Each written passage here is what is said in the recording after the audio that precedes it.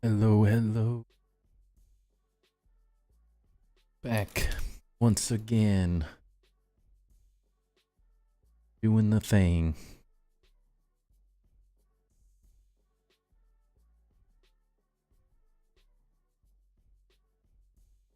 Meant to copy this.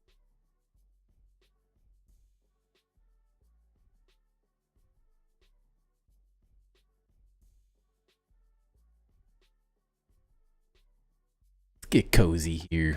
Oh, 1,966 subs. Let's go. So close to 2K. I keep saying that, but we're inching our way there.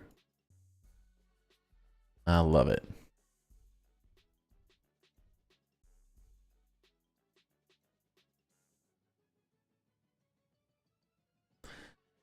This is random because no one's going to be able to see. I always laugh. There's like AI generated titles that a program I use gives you, and it's always like, this is a really good title compared to what you're using. And I'm like, no, it's not. It's like not even remotely close to the game currently. I'm like, that makes literally less than no sense. Just because you think it makes sense doesn't mean someone's going to read it, think, wow, that doesn't actually sound like it makes any sense for ground. Like, what's the secret to building a city that lasts in Grounded? What does that mean? Lasts? It's not going to fall apart. That ain't how this works. Alrighty. Got the things all posted. Think we're Gucci. I don't even think I need an image. I think we're looking like we're moving forward pretty quick on this project we're working on here. Everybody is having a good Friday. Feeling pretty good. Got a drink. Had a good dinner. Cannot complain. So I did swap these. What's up, Lude? Welcome in. As Pepe suggested, I swapped these. So they're sort of like intermixed, and I'm a fan. I think it'll essentially be the reverse thing on the other side. So I may do ash cement over here and mushroom there. Not totally sure. Love the content you've inspired me to build in detail. Let's go. Welcome in, Zero. What I like to hear.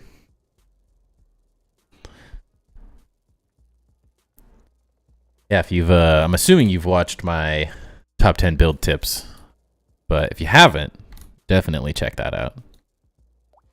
That will help you even more.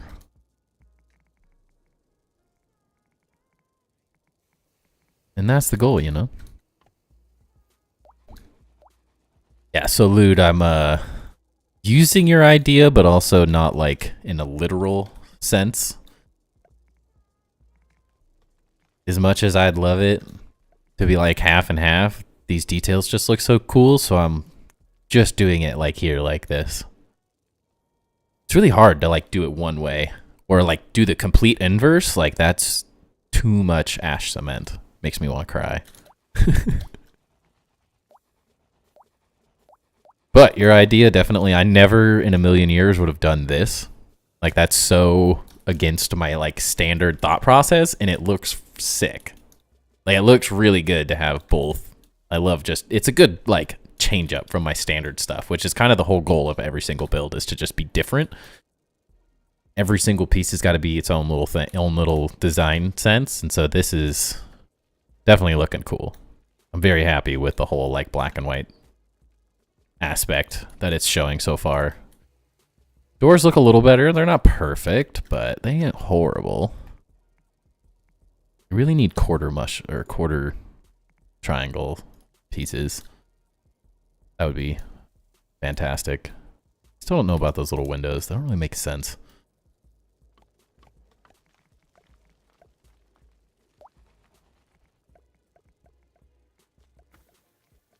Nothing wrong with getting out of the normal? Yeah. I mean, that's the whole reason I like doing this whole like city concept, is that each thing gets to be sort of its own it's all part of a bigger picture, but every single build is like completely unique of itself in one way or another. Like each one gets its own little vibe, its own little like weird build technique that I haven't used in other places. Like the whole build just becomes this like record of all the different cool ways you can build in Grounded, which I'm quite a fan of.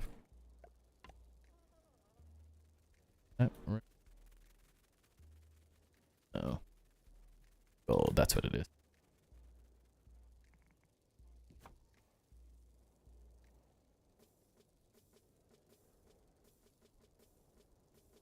Market is going to be crazy. Yeah, I'm like nervous to get started on. I think it's a good little break here doing this build because my brain like wrapping around this market is like, dude, what are you doing? Was that a good idea? Like, am I an idiot for coming up with how crazy this thing's going to be? Like a little bit. Yeah, a little bit, honestly.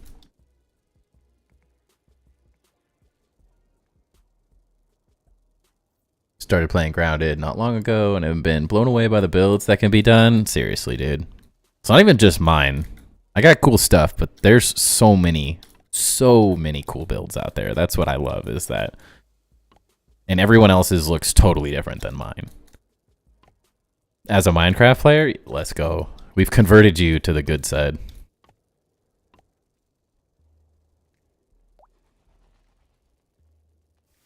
It's just better. Pushing them boundaries. Yep, that's the way to go. If you're confused, Zero, I am dual streaming on Twitch and YouTube, so I'm talking to two different chats, essentially.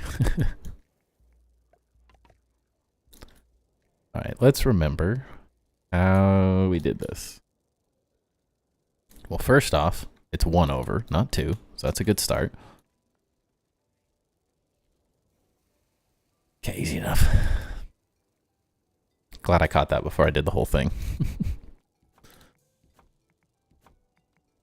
I was a Minecraft player at one point, though, so, I mean, we've all been there.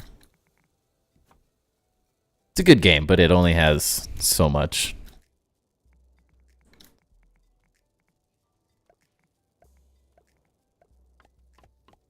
I can't play Minecraft forever. I played so much of it that it's just like ruined. I'm sure it would still be decently fun, but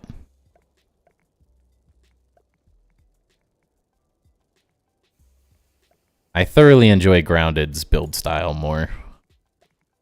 The flexibility of the blocks and all the mods and stuff is great, but gotta say I just love Grounded's build style. It's very unique. Spent most of the day tweaking the village and I'm liking the way it's turning out. Dude, it seriously is like... Not that the first version was bad, but the like sporadic like village looks really good.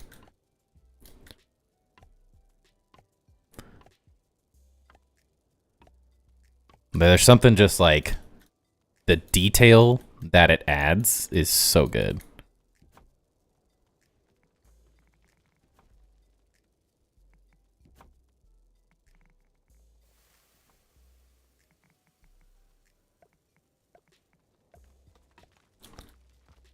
Yeah. Definitely still looked good before, but it's just like the sporadicness is just adds in such a good like random little detail.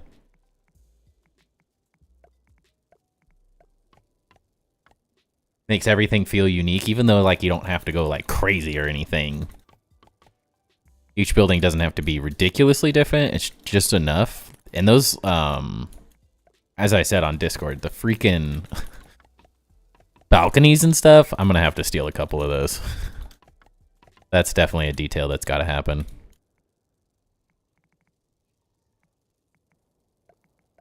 I definitely like how your balconies look. And like the little, detail everything. Exactly. 8 on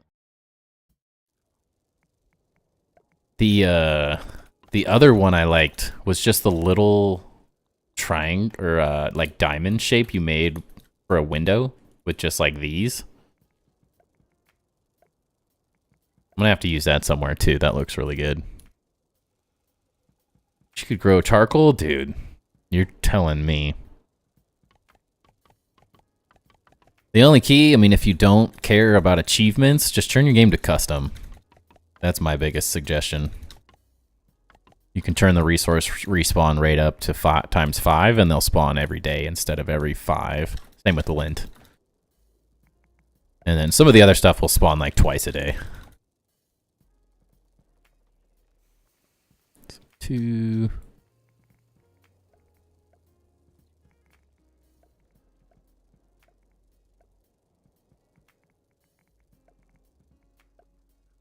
Trying to break out of some norms on some windows, add a little more variety. It's good. I mean, I'm the same way. Like, I haven't really messed since this thing got removed. I haven't really messed with like window designs of any kind. This is, I mean, of course I say that as I'm doing this, but this is exactly the same concept. I'm like, need to do some different things. The slot window thing actually turned out pretty good.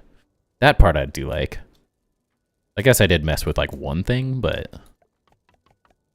there's just so much you can do that, like, I don't think any of us have even thought of yet. Combinations between the different materials as well that we haven't even touched.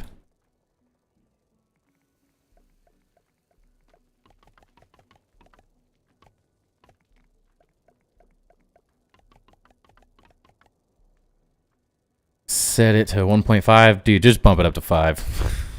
The only thing it changes is lint and ash cement. Everything else is already on a 24-hour spawn timer. So, like, the only thing that it really affects is, like, every once in a while you'll get things that spawn twice in the same day.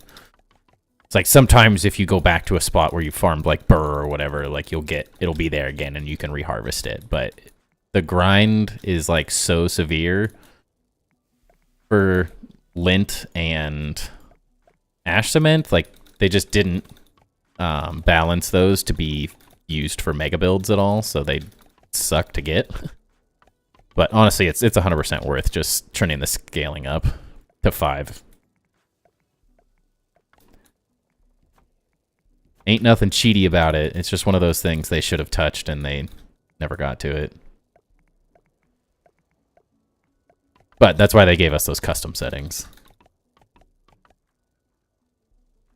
There's so many more details that haven't been touched. Dude. Like, every single build that I've done, I've found or used someone else's, like, new idea that I've never done. Actually, now that I think about it, I guess you can't do that, though. Darn. It's like everything. Like, this little thing that someone else had come up with, the fin idea, the angled triangles, the things, I mean, the weird thing you came up with, these, like, window, not windows, everything on this build. There's just so many details. The door detail, you can do, like, multiple chimney details, little stuff like that. I mean, there's just so many little combinations that no one's ever done. And, like, although me and you do the same things very often, I can't tell you that, like, one single build we've done looks the same. They look totally different. Every single one of them looks completely and utterly different. Even if we use the same exact idea. I mean, I'd bump the enemy HP scaling to compensate. I mean, that doesn't hurt either. That's the great thing, though, is, like, in a single-player game, my biggest suggestion is just play the game how you want at the end of the day. Like, don't listen to anyone. Don't feel, like, obligated to do one thing or another. Just play the game how you enjoy it most. It was like the day they added the handy nap for me. It was like, that is being turned on. Custom settings or not, I don't care what people think. I need that. Too much of a game changer to not. Great now that you can get it in New Game Plus, but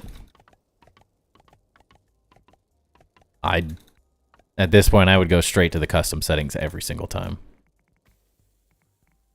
Start a new playthrough, straight to custom settings, handy nat on. faction reactivity off. Without even thinking. Quarter triangles are absolutely phenomenal. Dude, that is... I've said it 100 times, but I'm taking 100% credit for those. In terms of... I gave Eric the idea that those needed to be added into the game. And I will die on that hill because it's the best building thing that was ever added to the game. There's a lot of great stuff, but dude, the quarter triangles literally changed everything. The funny part is it wasn't at all for what I had told them. I was like, we need these for this one situation. Never in a million years did I think they would literally change the game. Gave you the credit. I ain't scared. Let's go. Thank you. I left my mark on this game. That's all I know.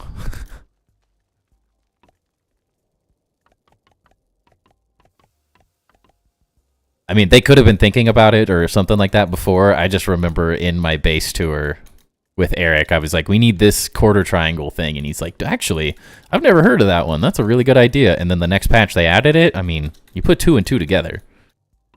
That's all timber, baby. And they've literally changed the game. Like... Nothing else has been better for building in this than that. I mean, the vertical half walls are the same thing. I didn't come up with those, but that patch where those got added as well. Mega builds are worth it, yes. Yeah, without the handy net, it's... Okay, I did it. You can do it, but I got to here. This is how tall I got. I think, actually, so I built up to this, too. But it was just... a mushroom box, like there was no detail, and I did that completely without the handy net, and it was utterly miserable. I built the entire pagoda base all the way to the top without the handy net as well, which is ridiculous. I'm still so amazed that I didn't lose my freaking mind. That overhang piece, 3/4 blocks are a massive game changer. Yeah. The getting on from the pagoda base, like the lower level, building that bounce tower like elevator thing that I made, I'm still so amazed that I didn't lose my freaking mind making that, because it was miserable. It was one of the worst ideas I ever had in terms of like, let me just do this. It was so miserable. So good, but so miserable. Just one of those things. It was like, it's worth it now that it's done, but in the process, it was infuriating to make. Because since it's not just a bounce tower, it bounces you like away from the building and then back up. Like, I just had to bounce off the end of it back into the water to just redo it over and over and over again to get it placed properly. It was ridiculous. Before I get ahead of myself. Okay. Get this done.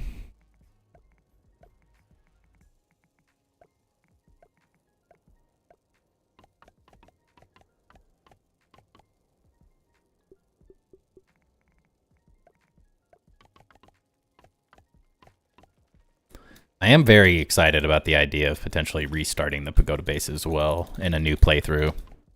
I think that'll be really interesting. It'll be a really, really fun build. Dang it. I always do that. The same thing with the Ash Kingdom Tower, whole basic structure with no handy net. And yeah, it's so miserable. Such a miserable experience.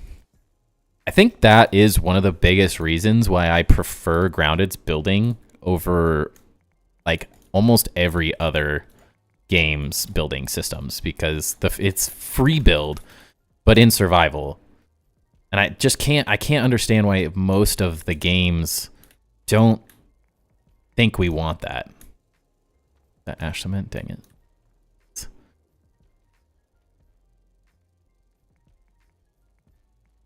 Can never quite understand that one.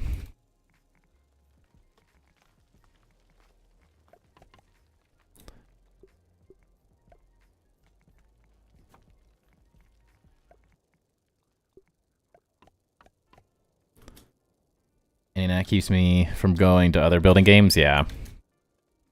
Like, Enshrouded is cool, but the fact that I have to jump and, like, build, like, floating platforms, like, it's cool that I can build the floating platforms. Don't get me wrong. That's a decent thing. But the fact that there's no free cam, it is early access, and they have talked about adding it. But that should be, like, if your focus is a building game, it should be the first thing you add is some type of creative way to build in the survival mode.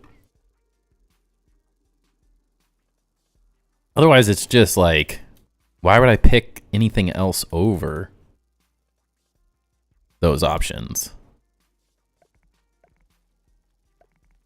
Didn't I?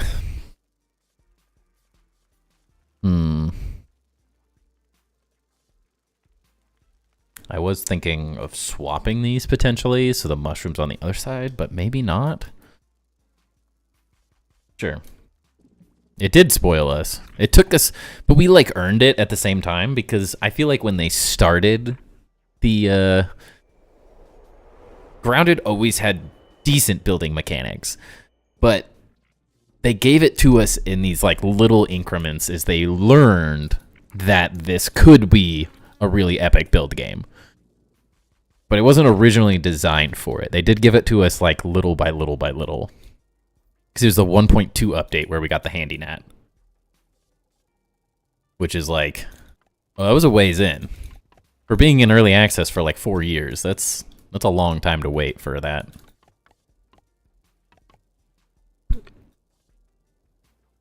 So we earned it, you know, is all I'm saying. We fought hard. Fought real hard for that.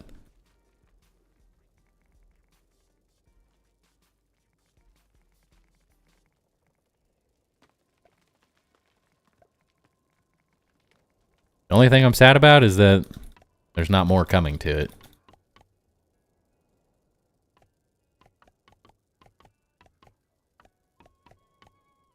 I don't remember what update I started playing. I mean, mine's easy. I started at the 1.0 update, so. I literally had never even heard of Grounded until the 1.0 update. And I only heard of it because my friend told me. Just crazy to think that's how this all has worked out.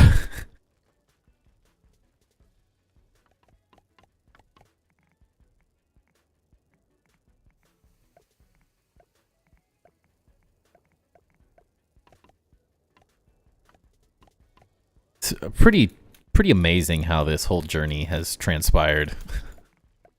From like never hearing of the game to playing in 1.0 to just going absolutely insane on the building to doing a base tour and then doing content creation. I'm like, what the heck?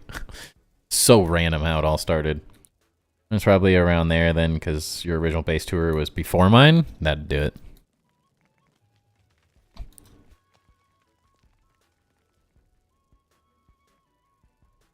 It's surprising, honestly. I feel like I was so behind the game for everything, like in terms of like people had thousands of days before I even really started playing. Because I technically started a couple months. It was at least 4 or 5 months after the 1.0 release when I started playing my single player world. I played like 2-3 months after release, I think, on the multiplayer world I played on, and then went straight to the single player after that.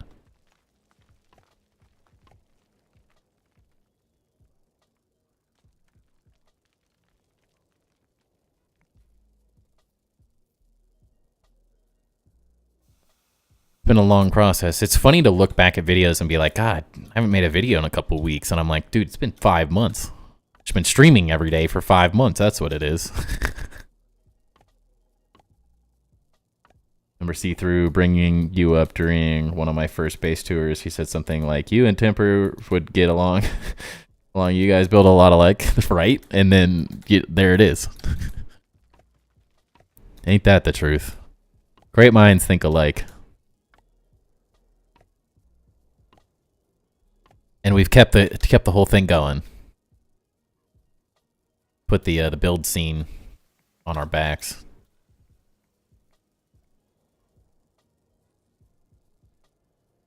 Just me and you carrying the build community at this point. There's still a lot of good builders out there, but not many people making any content of any kind for it, or that, like, I had one person reach out and I never was able to make a time to, like, do the video with them. One of the people C3 had already done a video with. Yeah, I mean, I am. Even if you stopped, I'd keep building. I'd find a way. Every time I think I'm done, it's just we both come up with something new, so. It is nice having at least one other person, though. Bounce ideas off of. Alright, the question is, do we keep it ash cement on one side, mushroom on the other, or do we do a stop? Yeah, I take small breaks. The weird thing is ever since I started streaming, like, I haven't really had that desire to take a break. I've had momentary, like, times, but I think just because the scale of this whole project has been so large, I haven't really hit a wall.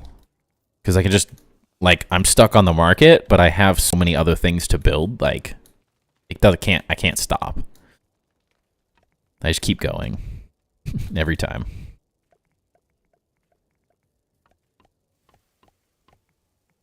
I do think I like the idea of swapping these sides. So this becomes ash cement, this becomes mushroom. I think is the way I want to go. Yeah, the 20 build projects, it really does, like, keep the motivation going. Immensely. I don't know what I'd do without having this big of a project. I can see why C3 kind of got burned out, because he kind of took everything at, like, on a build-by-build sort of scenario. So it was like, how do you keep coming up with new little builds? Not that they were small, but, like, you do one project and then you completely move on from it. What's up, Josue? Man, how's it going? Hope you are doing good. Welcome in. Should just do this. Use you?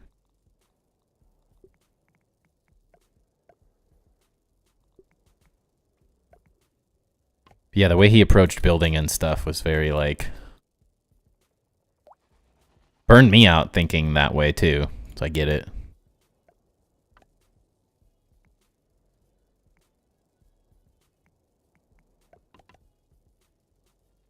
It's an exhausting process to try to just come up with another build after another build after another build.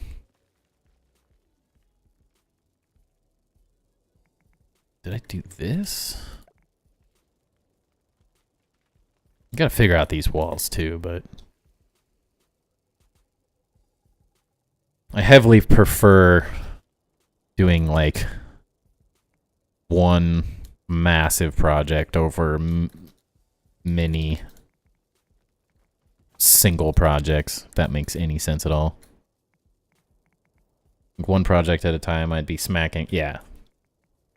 Like, the forced, like, you have to finish this project before you move on, sort of thing. I think that's why he, like, never really finished anything as well. It always felt like he was abandoning the project near the end while he was, like, getting to the details because he needed that, like, switch up. Which I'm the same. Like, my brain hurts trying to do one thing. But if you make a big enough scaled project, you just send it. Real question is, how is this all going to tie in? That is where I'm stuck. I definitely enjoy this build. It's a good size. I guess the question is, do we want to go further? I'd want some space in between here. I was trying to figure out potentially, like, how to build building a set of stairs like this, and then removing some of this. That just, if there was a triangle foundation piece, dude, my life would be so easy. It would make such a big difference.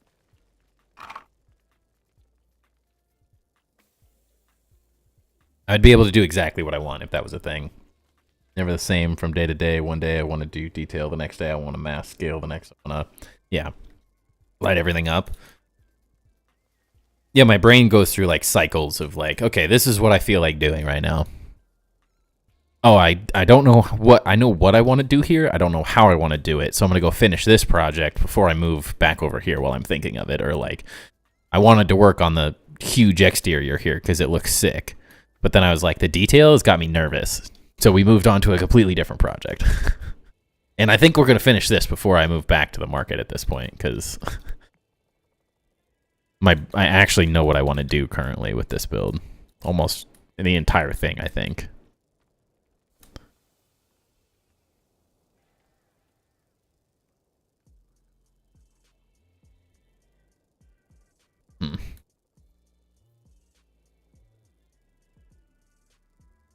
Yeah, exactly. The OCD is like, requires it.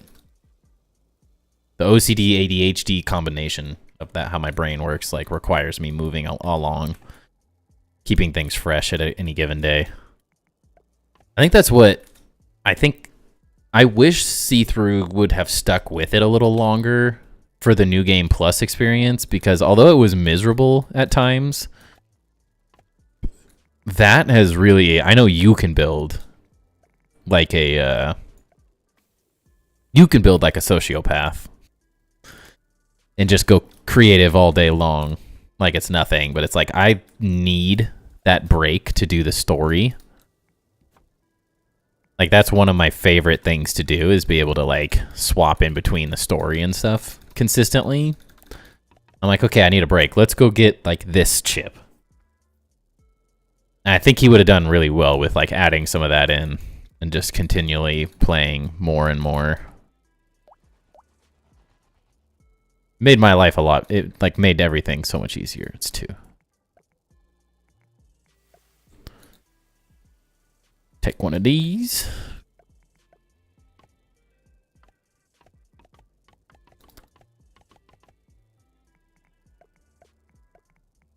Next question is, do I want burr floors in between these? Because I think that's originally what I was thinking. Was like a floor in between. It does add a little bit of detail. It's nothing like crazy, but not everybody can build as sociopath like I do. It's like you kind of do the same thing by having so many projects going at any given time. So it is similar, because you could jump between 7 different projects at any given day without like having to worry about it too much, because you have enough of that going on. But you can't really, in survival, like, there's just too much scale to be messing with that.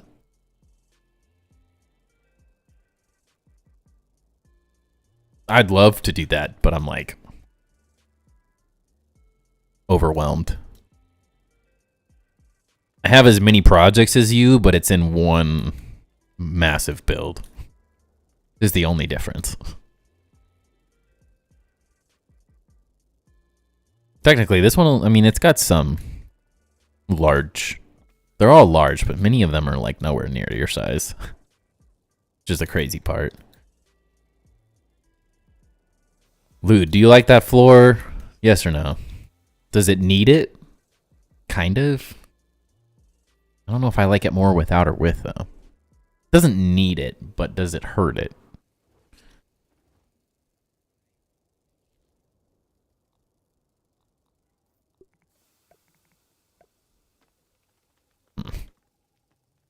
On brain lock on this Ash Kingdom, which is why I've been redoing the city, but I want to get that done same time for the tour. Yeah.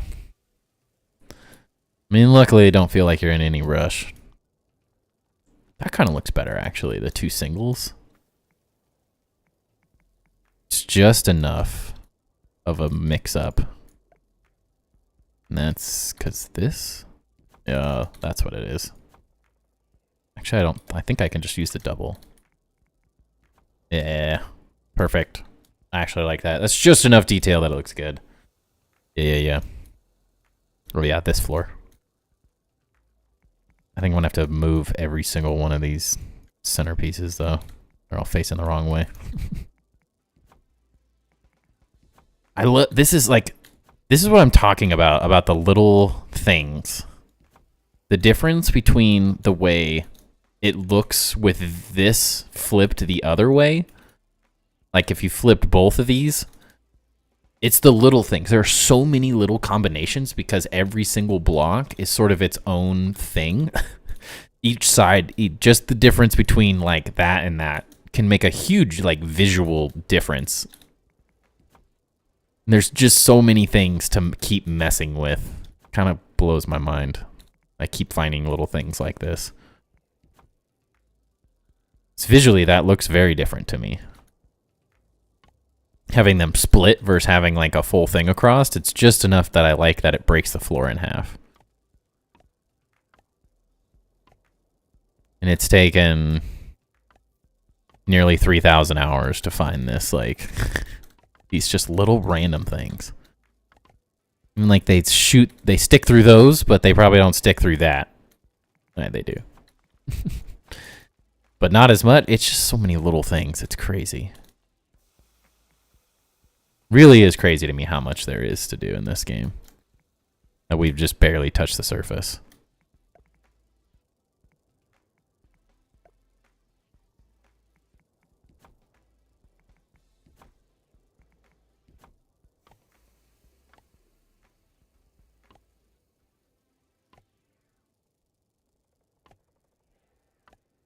It's a very minor thing, but I do prefer the little half floor.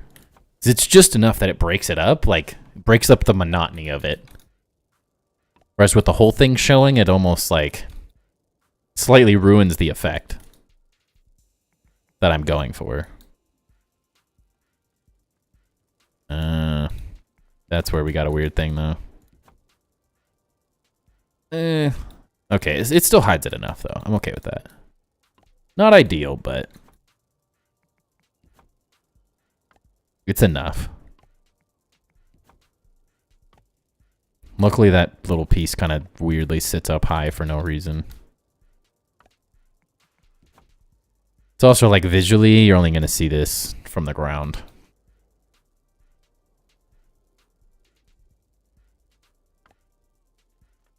I mean, I would love if they popped in randomly. Wouldn't that be amazing? They don't need to say anything if you're here. If you ever watch, I have to think that they still sort of watch some of the content out there, you know? There's no way that they just completely abandon it.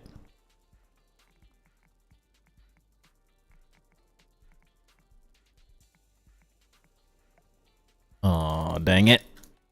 I'm gonna have to rotate every single one of these. It's another thing, like this. The minute detail change that rotating this column makes.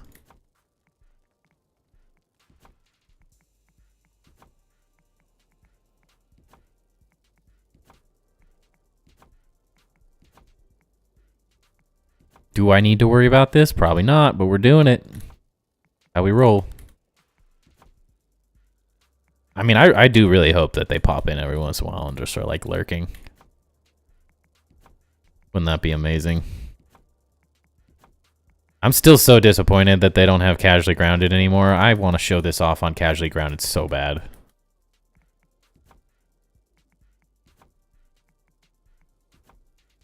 Like, I need them to make a Grounded 2 just so I can do building from the beginning to do, like, this level of build from the very start and do, like, Casually Grounded 2 all the time. Be a mainstay, you know? It would probably blow their Xboxes up, but is that not part of the entertainment value? They almost lagged out just doing the Pagoda Base tour, so. But they'll be using Unreal Engine 5, Lude, so you gotta remember that for the second game. So we have to assume that they could handle it. We hope.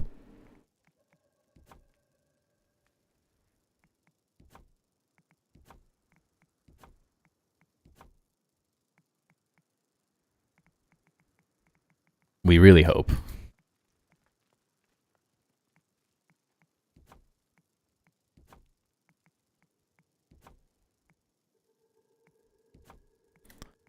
Yeah, I'm honestly not sure if anyone... Really?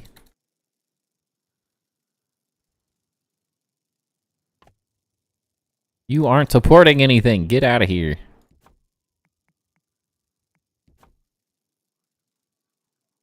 What is this universe?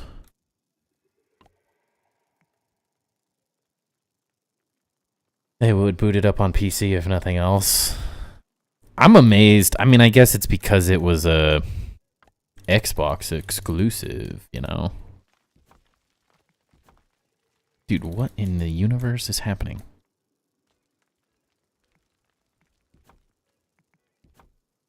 Dang, I do have to rotate the bottom ones.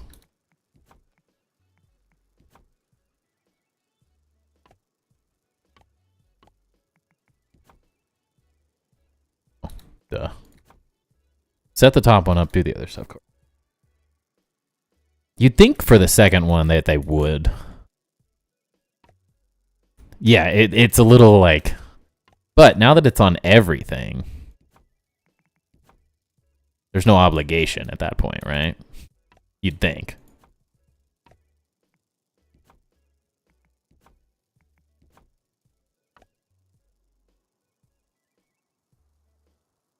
Hello? You're not supporting anything. I don't understand. Did this? Won't boot this up on any console? Yeah, dude, I'm honestly would be horrified for anyone to boot up my world.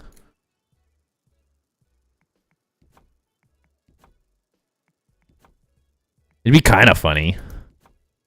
I've been very tempted to purchase this game on my Switch. Just as like I can play for funsies. I just don't think I ever would. Too many other good Switch games that I would probably play before.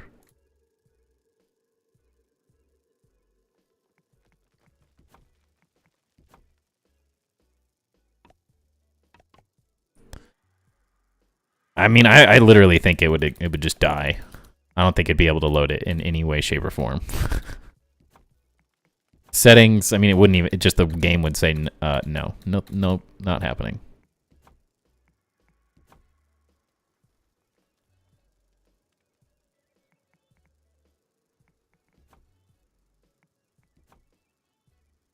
Dude, what is this thing doing? These are not supporting anything. I don't understand.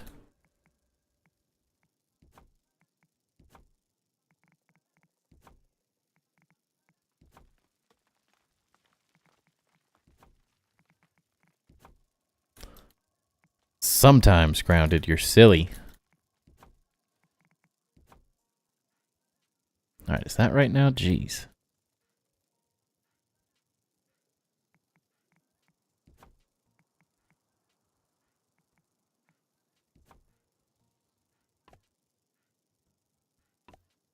You'll enjoy this, Lude. I've been listening to The Lord of the Rings on audiobook for the first time. I was like, I gotta stop listening to Harry Potter. Gotta get something new, and I had a bunch of credits, so I was like, well, I might as well.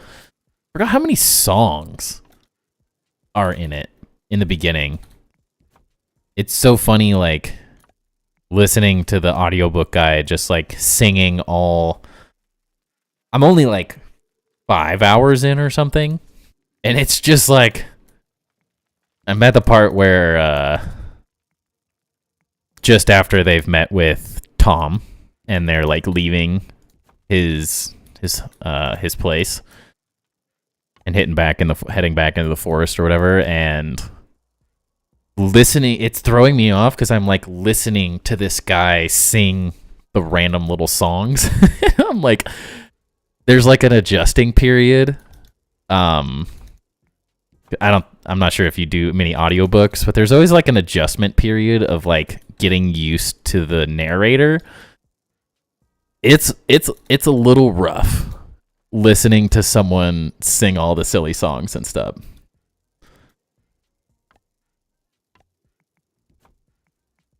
I do for the movies and stuff. I think it'd be much more successful than in the books.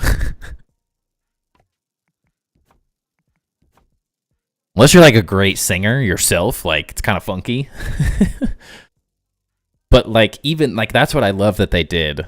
Now hearing all the music, I'm like, why didn't they put that in some of the movies, or at least some of it? It doesn't have. There is arguably maybe a little too much at times for me, where I'm like, okay, how many songs is Tom gonna sing? Because none of them even like half of them are like dum de dum dum de dum dum. Tom is a. I'm like, what is he even singing about, bro? But there are moments. I mean, but they cut his entire character out, so I mean, there's that, I guess.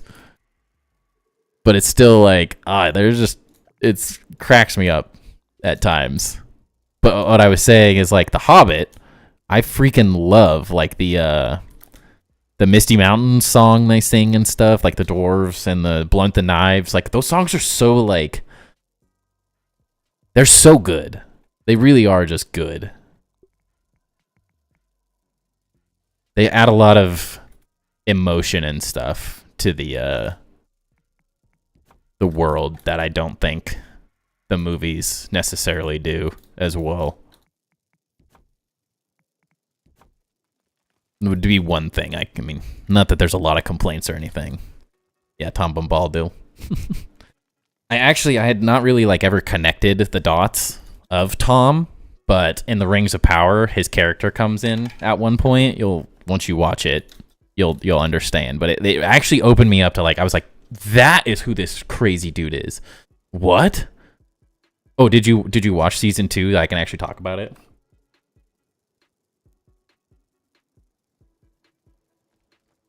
Nice. Now we can actually talk about the fun things. I won't feel bad. Yeah, introducing his character, I was like, who is this goofy guy? And now, like, hearing it in the books again, I'm like, hold on a second. Now the whole thing, the character fits. Like, he seems like a weird character to me in Rings of Power, just as, like, a general thing. But I wasn't connecting the dots properly. And then I was like, now it all makes so much sense to me why he's such a goofy character. And it actually, like, in the Rings of Power, it is very fitting at the end of the day, now that I understand it. I'm a fan. Because even in the books, they talk, like, specifically, they're like, I've been here before everything else. Like, it's been around forever. I downloaded the Silmarillion, but I have not listened to it. I'm going to finish the Lord of the Rings books, and then I'll swap over. I started that, and then, but I had already I'd listened to The Hobbit, and then I started the Fellowship of the Ring, and then I was like, wait, I've never downloaded, I didn't know that they had that on audiobook. I hadn't seen it, but it showed up as like a suggested thing. So I was like, I should listen to that, and I'm like, well, I already started this, maybe I wait. But the history, I think, would be very interesting and like helpful. I'm definitely nowhere near as knowledgeable about the Lord of the Rings in general. I think there's a lot of lore that I don't know in history that I think it would help. I think watching the Rings of Power is what made me really interested in that. Like learning more about the entire thing, because it's so long. There's so much to look into. But I will be listening to it at one point. I think like the history, like the stuff with the Balrogs and stuff, like all of that is so cool. There's such good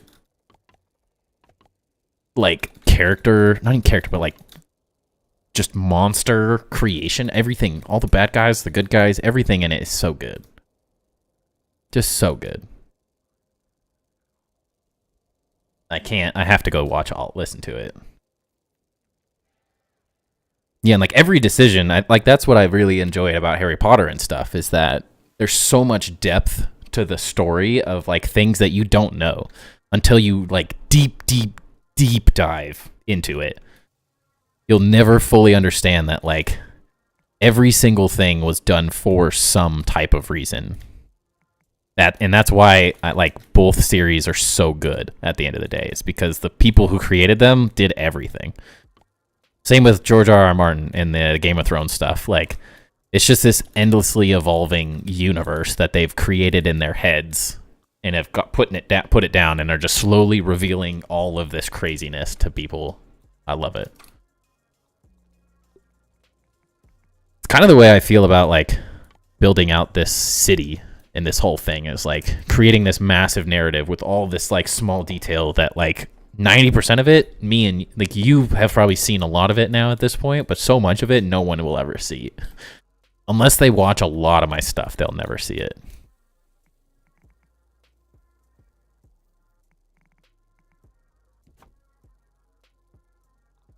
It's those finer details that really hook me in this type of stuff.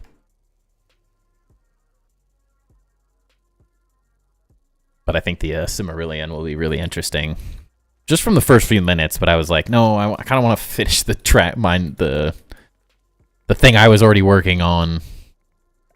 Since I was, at that point, I was already a couple hours in. Then I'm like, well, I don't really want to go back. I'm kind of more in the mood for the story side of it at the moment.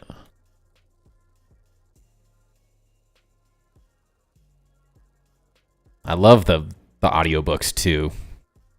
I don't have the time currently to I don't have the time currently to read any of these books, but being able to listen to them on audiobook while like cooking dinner and stuff has been really enjoyable. That was in the second Rings of Power season. I knew about him before. A lot of people that I know, they're like, wait, who's this guy? Yeah. I really like his character. They did a really good job with him. Like really good. He's very interesting. And that's like the kind of stuff I knew the whole Rings of Power stuff. Like I know the generalization of like, these are the rings. These are like the different aspects of it, but it's the like extra details of how they were created and the background characters of all of it that are like involved in each piece of it in some way, shape, or form. It's really interesting too. Like, I've always really enjoyed. It's like I never read the Harry Potter books. I read like bits and pieces, but I never really like truly read them when I was younger because I just don't like reading. But I love stories, and so for me, it was like getting to see the movies growing up and then transitioning that into listening to the audiobooks like has been a really interesting way for like my learning type to like take that information in and understand it in a way that I didn't originally. And it's like I get the expansion of the universe where like most people read the books and then the movies are a disappointment, where it's like I've watched the movies that are like, so to me, they feel not that like the Lord of the Rings are masterpieces, but like some of the Harry Potter ones aren't as good as some people would like. And so I got the opposite experience where I got to listen to them and experience them visually and then add the detail and the extra information and stuff on top of that, which is, I don't know, a really fun way to like expand the universe, finding all of it later in life. Sauron had tricked the elves into making the rings, but I was really curious to see how they would portray it in a show. Yeah, like really well done. It's just like such an interesting like way to visually see how he comes to power and never like they can't get rid of him because of the way like even watching it where the orcs like fall for his trap and they're literally telling the orcs like, dude, he is doing this on purpose. Stop it. And he still falls for it. He still does it anyways. Like, and he still falls right into the trap, even though like half of them know like this is what's going down. This is what's gonna happen. And he did such a good job of like imbuing himself into the rings and like the deceit of everything. That it's really interesting. I really, really enjoyed the Rings of Power, even though the first season was quite slow getting started. I really, really enjoyed just visually getting to see the changes, and how everything in the background, all of it goes. The same with the Lord of the Rings. I watch all the movies first and then listen to the audiobooks. So level of detail. Yeah, exactly. It's like, it's an amazing way to experience. Like, I don't know if I'd ever want to do it the other way now, because it would be such a disappointment at times to get, like, I can see why people that just fell in love with the books and stuff could be a little disappointed. I don't think the Lord of the Rings falls in that aspect, but there are definitely a lot of series, and like Maze Runner and Dune and like all those things that have these like amazing books are like, not that I've listened to them or read them, but like the if the movies don't pan out, like it kind of ruins the series for many people. Whereas if you get to experience it backwards to front and you get the book second, it's like, dude, it's just like my whole mind is being expanded. Like, this thing that I was really interested in is now like somehow getting better. Like, I don't understand how that's possible. It's not how it's supposed to work. I'm like, it's perfect. I'm really enjoying it. Even though the start of the Lord of the Rings audiobook is a little slow. That is my only complaint so far. I didn't realize how long it takes them to get out of the freaking Shire. Yes, they're still in the forest, but it's like they're in there for so long, and the movie just like completely skips over all of that. They're just like, oh, hey, we get caught in the we get caught by the farmer and he chases us off, and then Merry and Pippin join and we're off. We get caught the next day and Frodo gets stabbed. You're just like, peace. You're like, just throwing you straight into the deep end. I was like, I did not realize how much extra time they all spent together. So funny. 12 chapter 8, bro. God. I'm sitting here like, when did they get to this place? Like, what am I missing? It's interesting because I'm like, there's so much little details that I'm picking up on, but I'm like, holy cow, I am lost. How did I not know that they spent an eternity? Even when, it's so funny because like Frodo's like, oh, well, don't head out right away, but like, don't be slow. And he's like, well, you almost waited too long. And I'm like, what the heck? They just took forever.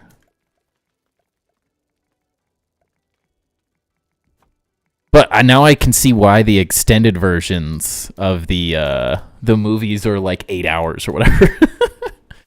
Be surprised. I've heard major haters on the Lord of the Rings movies and the Rings of Power shows. I'm like, watch it for the entertainment, not for the 100% act. I think that's exactly where I think they just are dealing with the Borrow Whites. Frodo goes through the like gate. I'm just at the part where Frodo went through the gate and then everyone disappears and he doesn't know where anyone is. And like I just stopped like right after that, a couple minutes, where he like runs back through the gate and then is like, where did everyone go? And they're like talking to him. He's like, I've been waiting for you. And I don't even know what a freaking Borrow White is. I'm like, what the heck? But yeah, so back to my point. I think that's the issue, is that too many people go into the movies expecting like, it's this weird expectation that they need to be 100% accurate. And I'm like, I can never understand that, because to me, like, a picture tells 1,000 words. And so like the movie is going to be 100% different, because with one like actor doing one simple hand wave, you've eliminated like a paragraph of text. So it's like, how can you expect them to be like 100% the same? Like, if they were the same, it'd be boring. That's sort of why I'm very skeptical currently of the new Harry Potter stuff that's going to be coming out, because I'm like, you had to do it so good. It has to be so entertaining to do it like 100% accurate to the books, essentially. Like you have to do it amazingly well or it's not going to work. But I'm like, anyone that expects the book and the movie to be exactly the same, I'm like, first off, what's the point of watching the movie if it's exactly the same? Because then you're just waiting for it to happen. So that's boring. You know exactly what's going to happen before it happens. Like, what's the point? You want the suspense, but then you also have to like, the foreshadowing and stuff in a book is created 100, like the first chapter of 30 or 40 chapters or 3 or 4 books. Whereas like on the other side of it, in the movie, you kind of have this like different way of creating suspense, which is much more visual, and it just becomes like a more interesting way to create the drama of the whole thing. Yeah, I've never seen it work one for one. Yeah, I can't imagine it working amazing well, but I'm hopeful. Faces the outside. But like, yeah, I mean, if you can, with one scene, like someone getting stabbed can tell all the details that a whole chapter would explain. You definitely have to like rethink the way you think about like how this has to work, in my mind. Like, I enjoy that they're different. I want them to be 2 different things. But, like, I can't think of what you would do better in the movies for the Lord of the Rings. They have, like, I can't tell you how many times I get, like, stuff where it's like, Harry Potter, no Emmy Awards. This great series, no awards. This thing, no awards. And then, like, Lord of the Rings, it's, like, hundreds and hundreds of awards. Could talk Tolkien's world all night. I mean, I am enjoying the expansion of the universe personally so far, so it's slow, but it's also very interesting. Wait a second, that's not right. Derp. That goes here. Cool. What a waste. Actually, let's do this.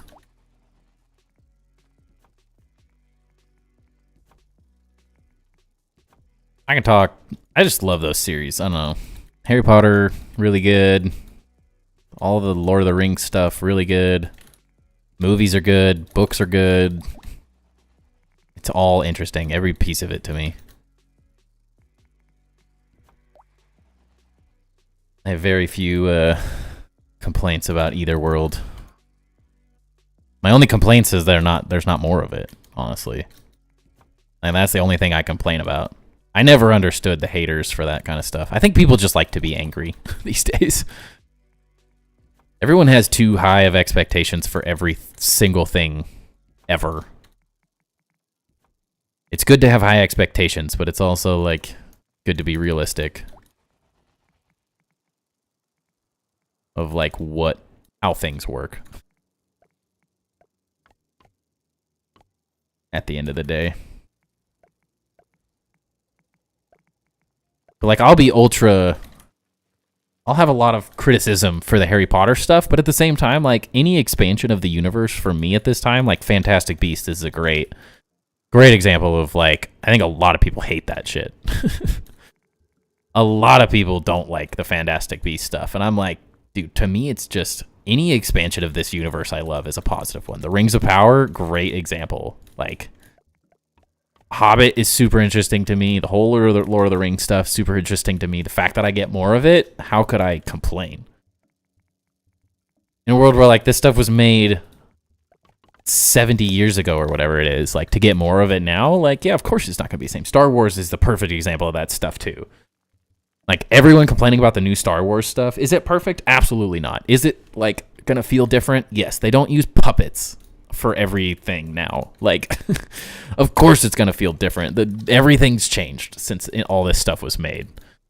The capabilities that they have now for, like, CGI and all that stuff allows things that we're never able to do in the past. So it's like, expect differences. Go into it with the expectation that things are allowed to be different and you'll have a good day. Found a podcast I've been listening to. They go deep into Tolkien's world. Interesting. It definitely makes it more interesting to me to have that, like, background and knowledge of the whole series. It just makes, like, all the decisions and... Because, like, yeah, you could complain, like, from the very beginning, like, why don't the Eagles just take him to destroy the ring? Or why does like, same thing with The Hobbit. Like, why didn't he just call the Eagles? And you're like, well, the Eagles don't give one flying shit about these dudes. Like, they got their own stuff to worry about. That's not their job. They don't have to do anything.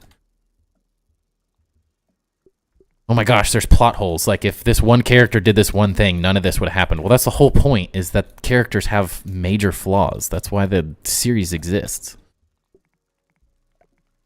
Like, are we really in the universe that we can't understand that, like, the whole reason any story exists is because, like, it's a satire on, like, people being absolute morons? Showing off the, like, the greed and all the stuff in the universe. I am out of ash cement? Huh? We used every bit of it. Holy cow. Dang it.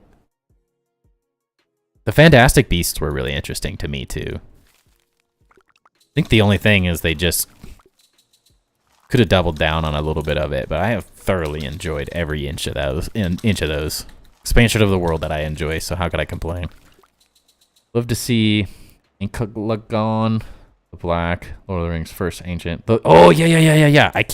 Now that I'm listening, it's so funny. Now that I'm listening to the audiobook, it is like my Facebook page and all my social media is like, hey, the history of Lord of the Rings. And then I see a YouTube video that's like, it literally, that the largest dragon, like an actual image showed it, like the size of him versus Smaug and all that. And I was like, that's really interesting. I didn't know anything about, like, extra dragons and stuff.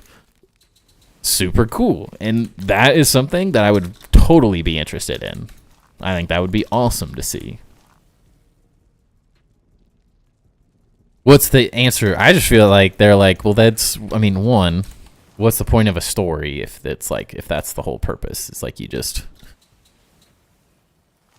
it can't have something like that because that doesn't make sense. But hey, knife is in the house. Let's go. Don't mind me and Lude. We're just talking Lord of the Rings right now. I started listening to the audiobooks, so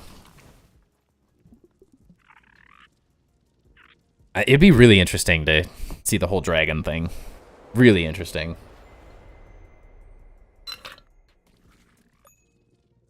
Just like Smaug and all that, so interesting to me. Really well done, too.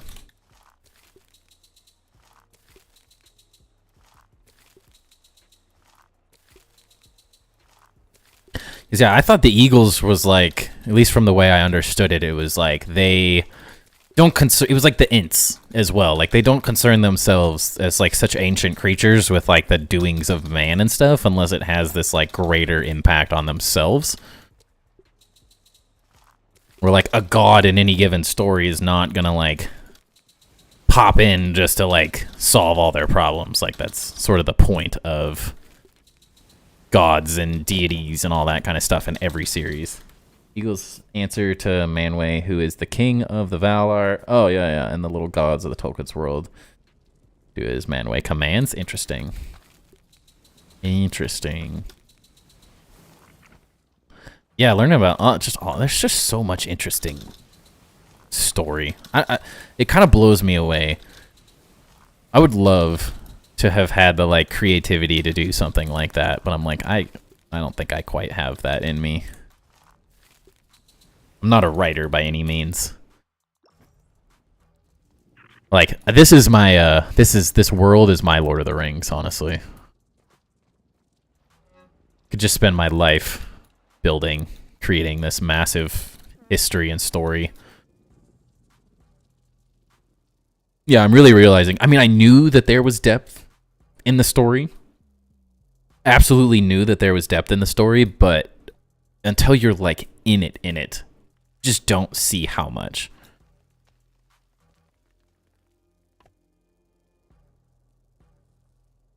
It's so funny how those like perfectly mimic that. Love it. Okay, we have ash cement. We can build again. How's it going, Knife? Doing good, my friend? All right, I gotta pour another drink. Hold on.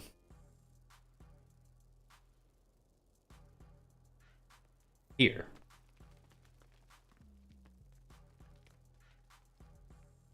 That's why I have 20 builds, right?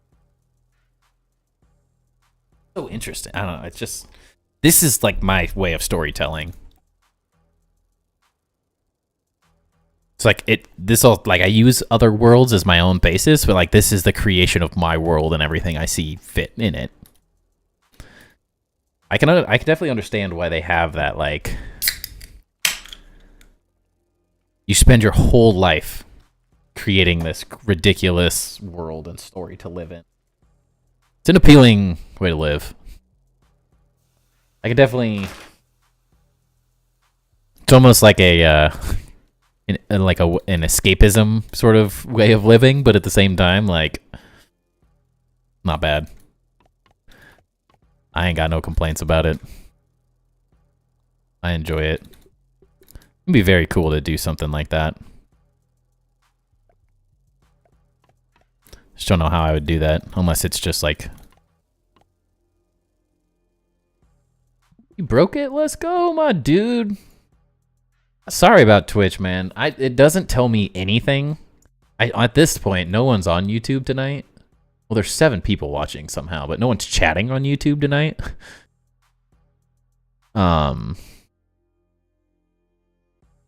Thank you again, man. Appreciate the subs. I don't know. It doesn't even, like, there's no notifications. Wait, did you gift 5? Why does it not tell me this? Dude, night 5 gifted, bro? What the heck?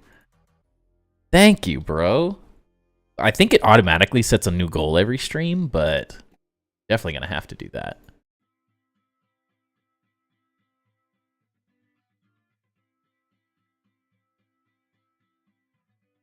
Let's go, man. Thank you. There's something here. I'm so bad with Twitch.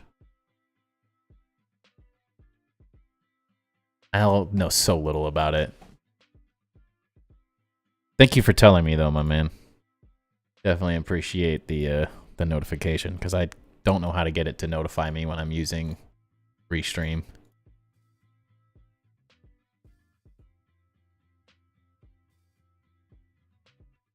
Have to figure that out at some point.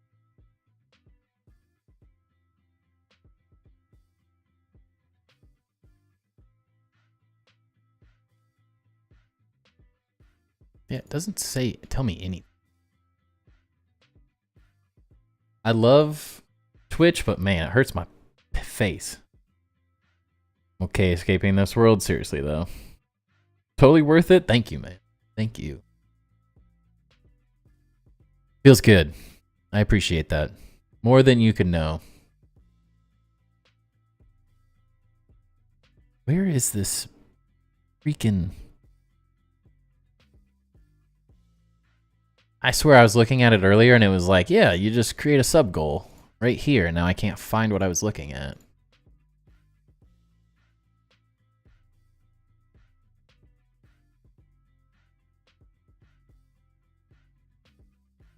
Huh.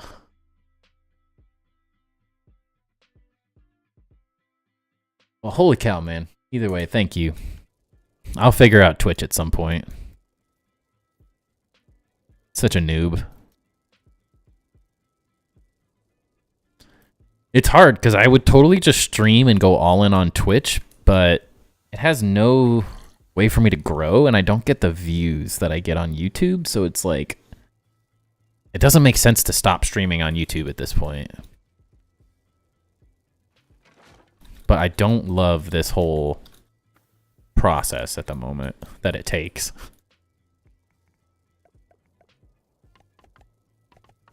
It'd be much nicer. But like YouTube's, when I get a sub on or a membership on YouTube, I get a notification through this.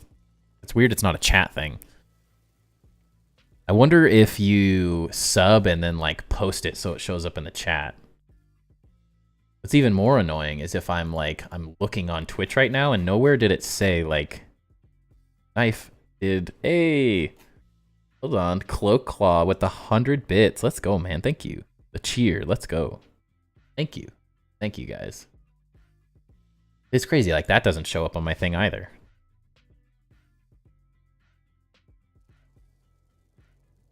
Very weird. We also need one more follower. So like, if you have a second account, hit that follow button. All right. How did we do this?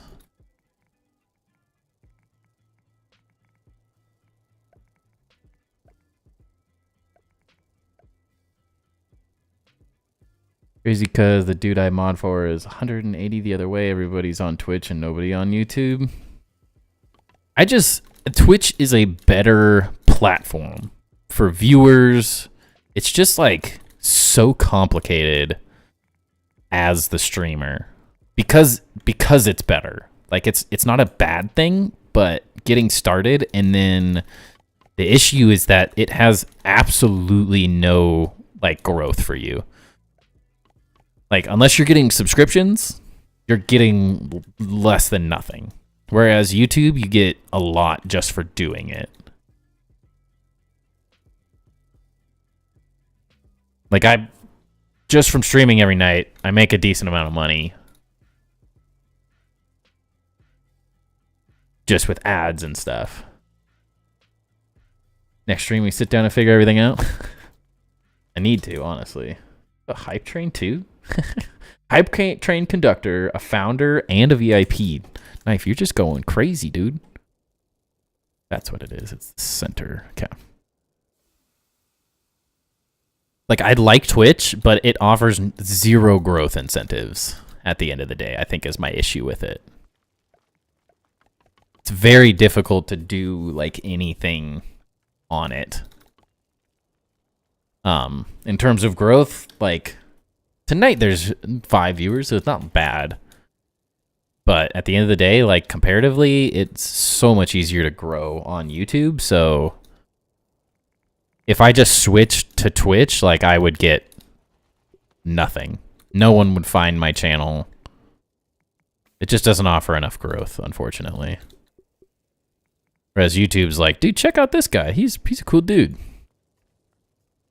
If you hate it, that's all good. We're just going to throw it in front of you for a minute. He seems to have some stuff that's trending. Like, it's just enough that it like incentivizes and helps growth. Whereas like if you're not a big Twitch streamer, you're not getting anything. It's great once you're bigger, because then you're not worrying about being found at that point. So it's like whatever.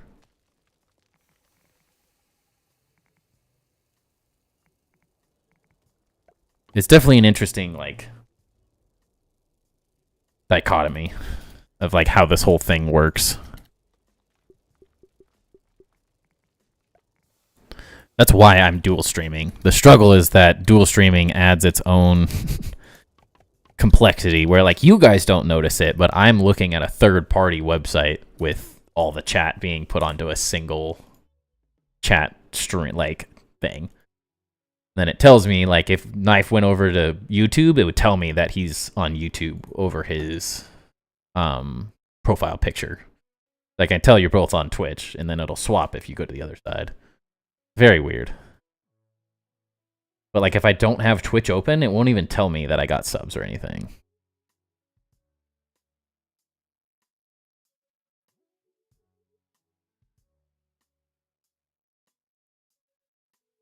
Like, that's what I need.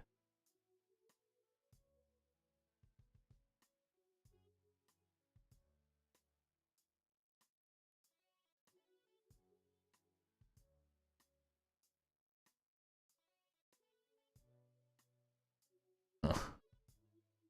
Even this.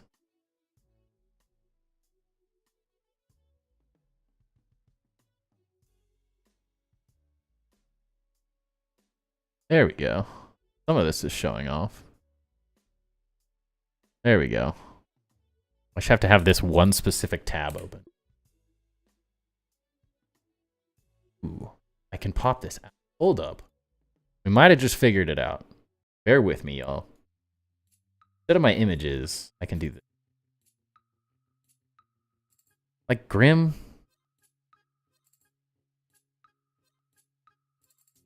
Like at one point, Luderev, you gave me 100 bits and I didn't even know either. Dude, what the heck? Got both up for viewer boost. Let's go. Okay, I have an activity feed now, so at least I can tell what's happening while still using Restream. That's what I need to do every time. One extra step, but I think that'll be worth it. I feel horrible missing, like if you wouldn't have told me, I would have had no clue that you donated tonight. And I don't like that.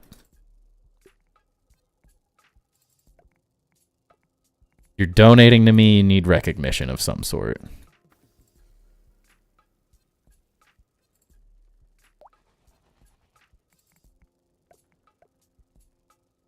Even if you don't want it. One biddy. Thank you for the bit. I don't even know what a bit, how much that even is.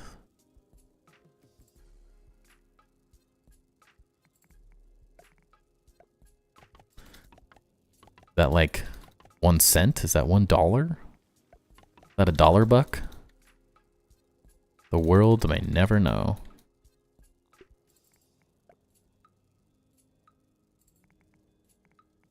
Your humble servant.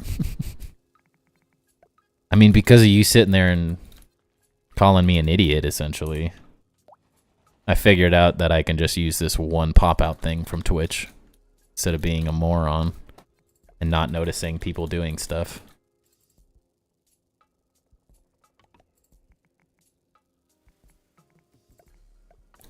Should build this side slightly different, I think.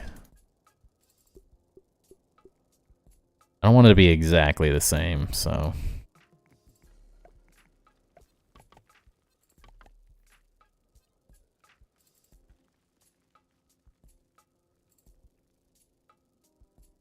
Are you just up late because it's a Friday night, Lude? Is that what's happening here?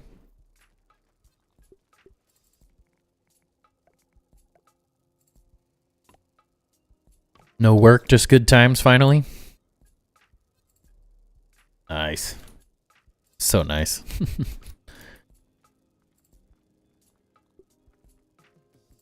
I'm like loving and dreading weekends at the moment. Because, like, yes, I don't have to work, but I've watched my son, like, every day this week while working. So I'm like, I wish I had a little bit more of a break at the moment. 6 days a week, man? Ugh.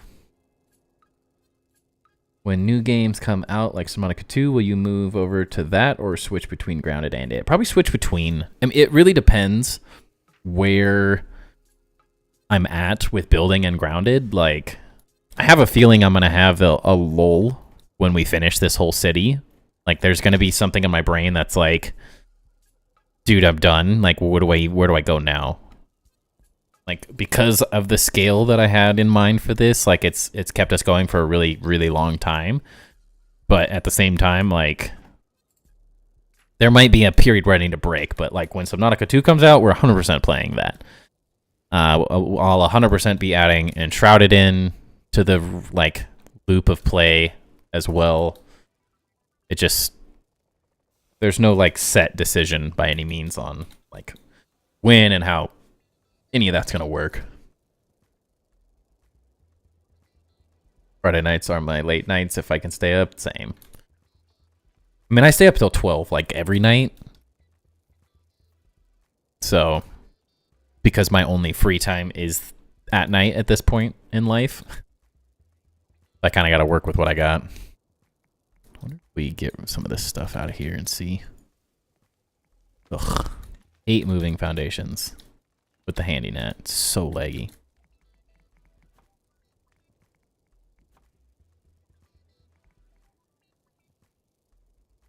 We get Sunday off? Ugh. That is rough. But I know the feeling. I mean, I used to be on call, so I worked every day. Even when I wasn't on call, I was better at what I did than the people watching my department, so I still got calls, even when I was not on call, so. Or I've been there.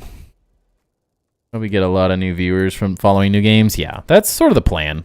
The issue right now is none of the games that are out have the viewership that I want or the play style that I want. Like, what is it? What just came out? Bactario or whatever? What is See-Through playing? That just went into 1.0.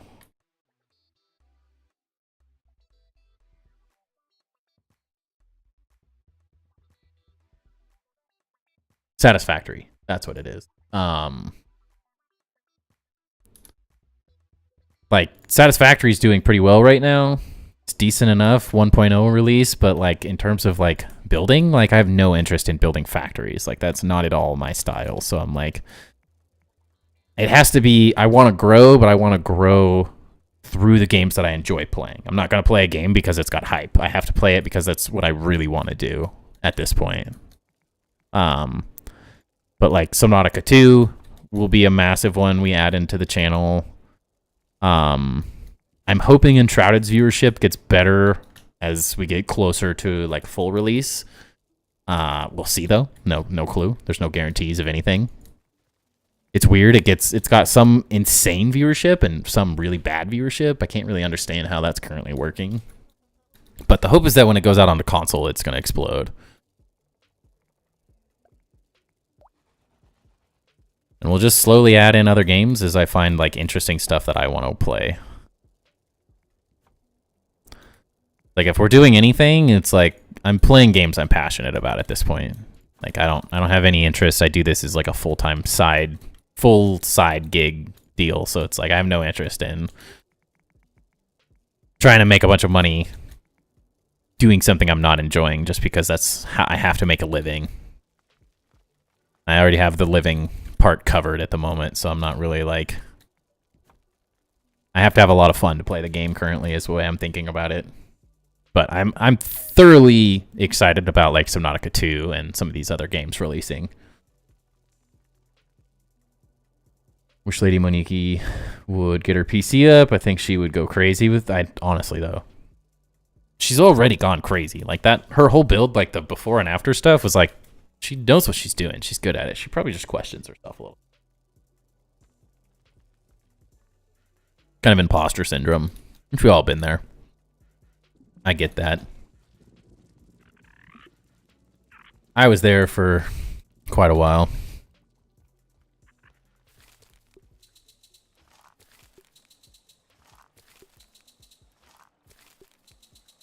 Most of her stuff looks really good. Like, I've yet to see a picture where I'm not like, wow, that's a really good idea. Like, the massive clock thing she posted today, I was like, what the heck? That's ridiculous. Yeah, it's not done, but, like, in terms of a start, like, that's a great start. And her build just before and after is, like, she questions herself, like, she doesn't know how to build. And I'm like, what are you talking about? Like, you obviously have a great handle on it. You just have to keep going is always the struggle. It's the not stopping, moving on too much before you get a lot of stuff done. Yeah, the no build limit would help a lot too. I'm like, I have a big incentive to do the survival stuff because it tends to do better for like YouTube stuff, but in like viewership. So I have a very large incentive to stay in survival, but like if all you want to do is build, like go full creative, unlimited like options. Playgrounds too. That would be sick. Ludorev, you're not allowed to do playgrounds because you would do such crazy stuff. It would hurt my brain. Like, luckily your game broke while you were doing Mordor because the world can't handle that level of ridiculousness. But if you did your normal builds, like the Mordor thing was crazy, but like if you did your normal builds with the playground stuff, it would be even crazier. I'm going to head out now. I want to rush the stream. Hey, man, thank you, Knife, for hanging out. Really, really, really appreciate the subs, man, and the bits as well. Thank you again. They are honestly extremely, extremely helpful. So, thank you. You have a great rest of your night, and we'll catch you hopefully on Monday.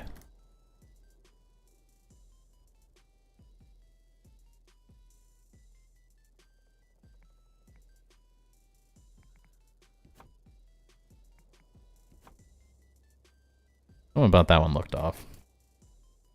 You did absolutely break playgrounds. Let's look wrong.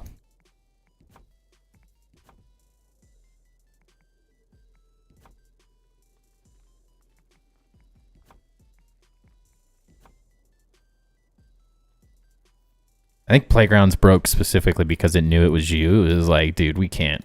Just stop him. Stop him now. The world can't handle this.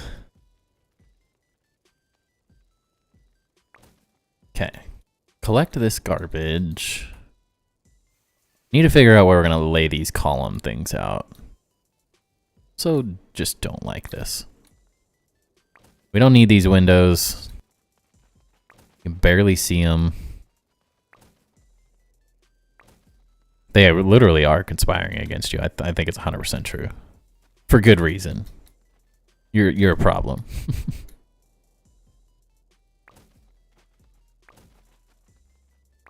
It was like Monique conspiring against me and making me get really, really bad trinkets and weapons.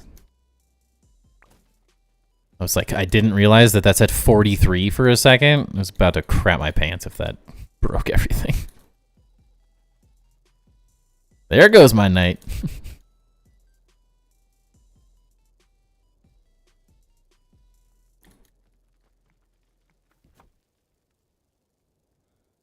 You're just a problem child. Honestly, I'm the same though. I was always a problem.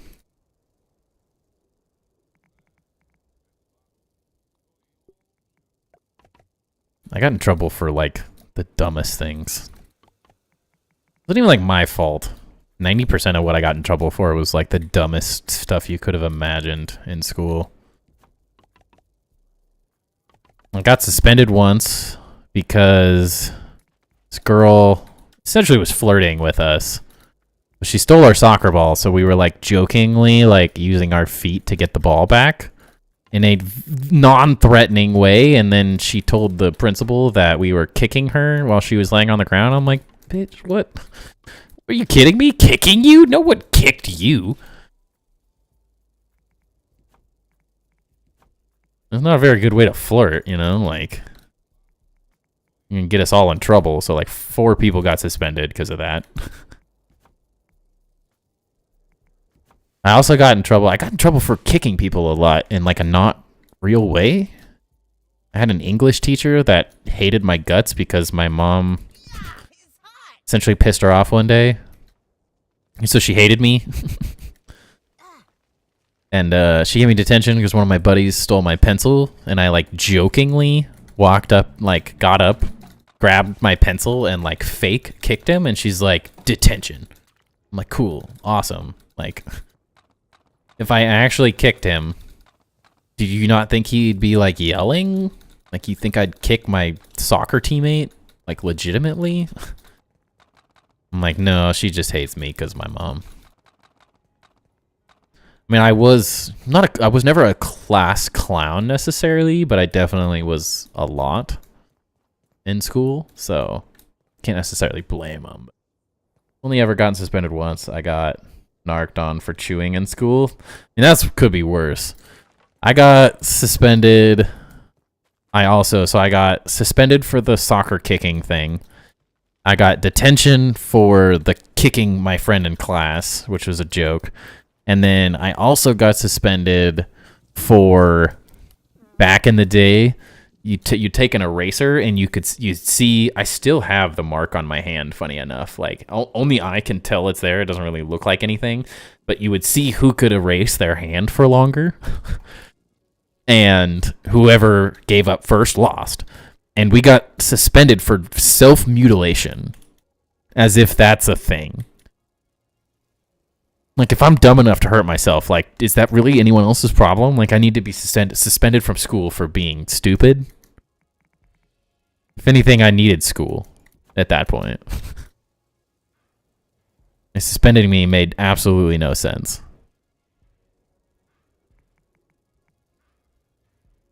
But yeah, so I got suspended for that as well, me and another kid for doing that. Even though like 90% of the class did it, we were just the only people that, like, when the teacher came by, we were physically doing it. You have the eraser marks too, let's go. Yeah, I have a fat one. Like, I ripped a good 1.5 inches of skin off of my hand. My parents were like, are you fucking stupid? Like, what are you doing? And I'm like, well, I had to win. I wasn't going to lose.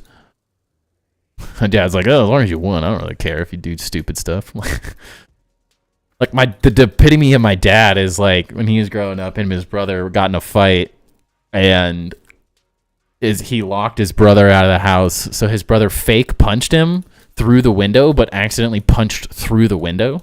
It sliced his whole hand up, and then, like, my dad was joking around with darts, and then threw one at his brother, and it went in his thigh, and, like, was sticking at, like, straight out of Ace Ventura, where he's got, like, the spears, and he's like, ah, ah, ah, ah.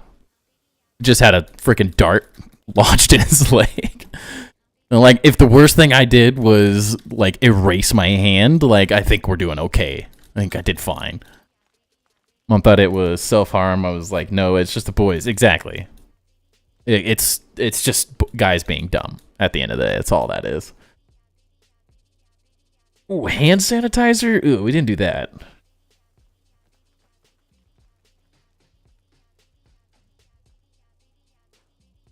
I mean, Lou, that's just fun. That's just a good day, you know? I mean, what's wrong with any part of that? Did I, like, absolutely ruin the floor or something? Because then, like, maybe. If it's just sparks, you know, that's whatever.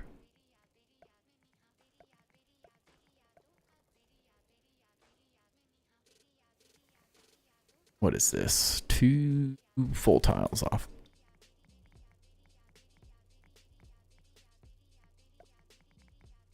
Well, if it ruined your cleats, I mean, that's your parents' problem. My dad would have just called me a dumbass, and it's like the first accident I got in. Like, it wasn't even my fault.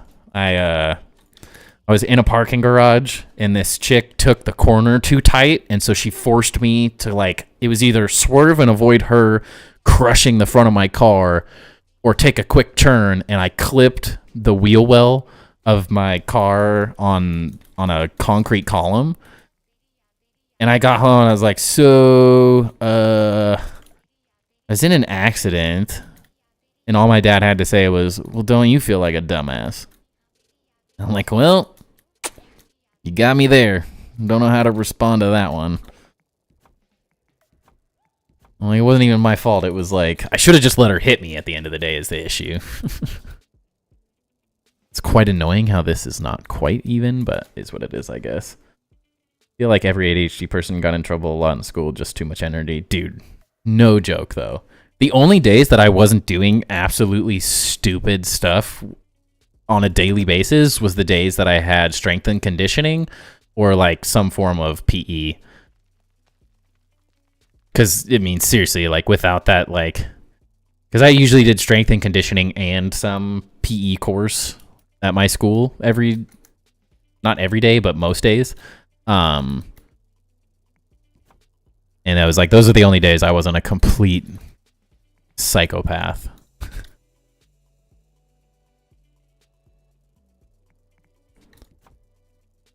Whereas my brain just would go nuts.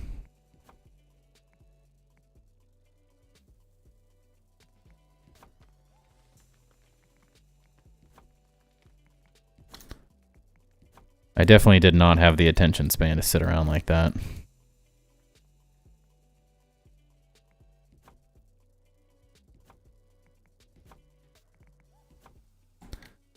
Not in the slightest.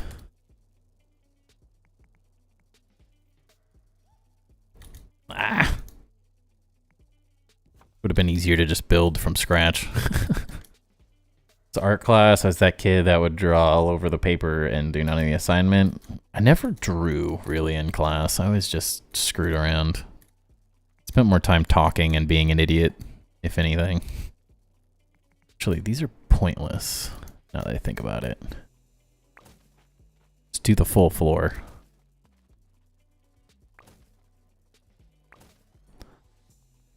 Be easier while creating the same effect. I don't have to worry about building. Oh my goodness. Parents tried everything from making me run at 5 a.m. before school, rocks in my pockets, literally everything.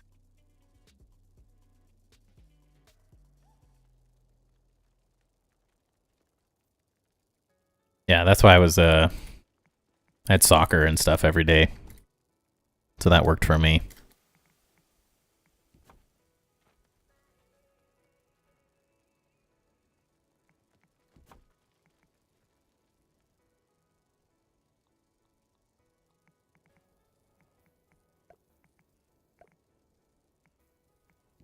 I was a psycho, though, for the most part. It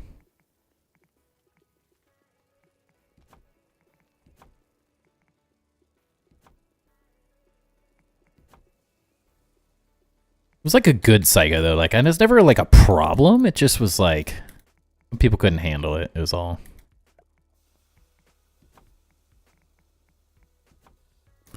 Like, definition of me is like growing up. My dad, he'd go over to this friend's house and play poker with all of his buddies, and like he'd bring me, and so I'd be in the house just running around, and they had a like essentially a loop within the house that you could run around, and I started running around this loop, and the guys were like, dude, like, how far does he go? And 90% of the people, like the group, was like, oh, he makes it around like 10 times. And so they started betting naturally, because that's what you do, right? You bet on your child's insanity. So they all started like they're betting on how many times I'm gonna run around this loop, and it's only like, I don't know, 30, 40 feet around this area. Like, not huge, but not small necessarily for like a young kid to be running around. I was like 6 or 7 or something. I ran around the thing. I think most people bet like 10 to 20 times. 100 times. 100. Nonstop. And my dad was just like, I don't know why you guys even thought that you were going to win this bet. He cleaned house. No one made that bet ever again. But it was the same thing with like the in school, in elementary school, we do the like, I don't know what it was called. You'd essentially run around the track for money. And so you'd get pledges, at least at my school, you'd get pledges for like, okay, I will pay you or donate essentially this much money per lap. And like the normal person was like, dude, like, of course, like, I'm more than happy to support you. I'll give you $1 a lap. Cause like I'm a soccer player. Like, I was very athletic when I was young. I did track, like I did everything. And I had the first time I did it, I had a bunch of people give me $20 a lap. And it got to the point where they were like, actually, like, genuinely had to give up like hundreds of dollars. And all of them were doing fine. So it wasn't this like big issue, but none of them were expecting this.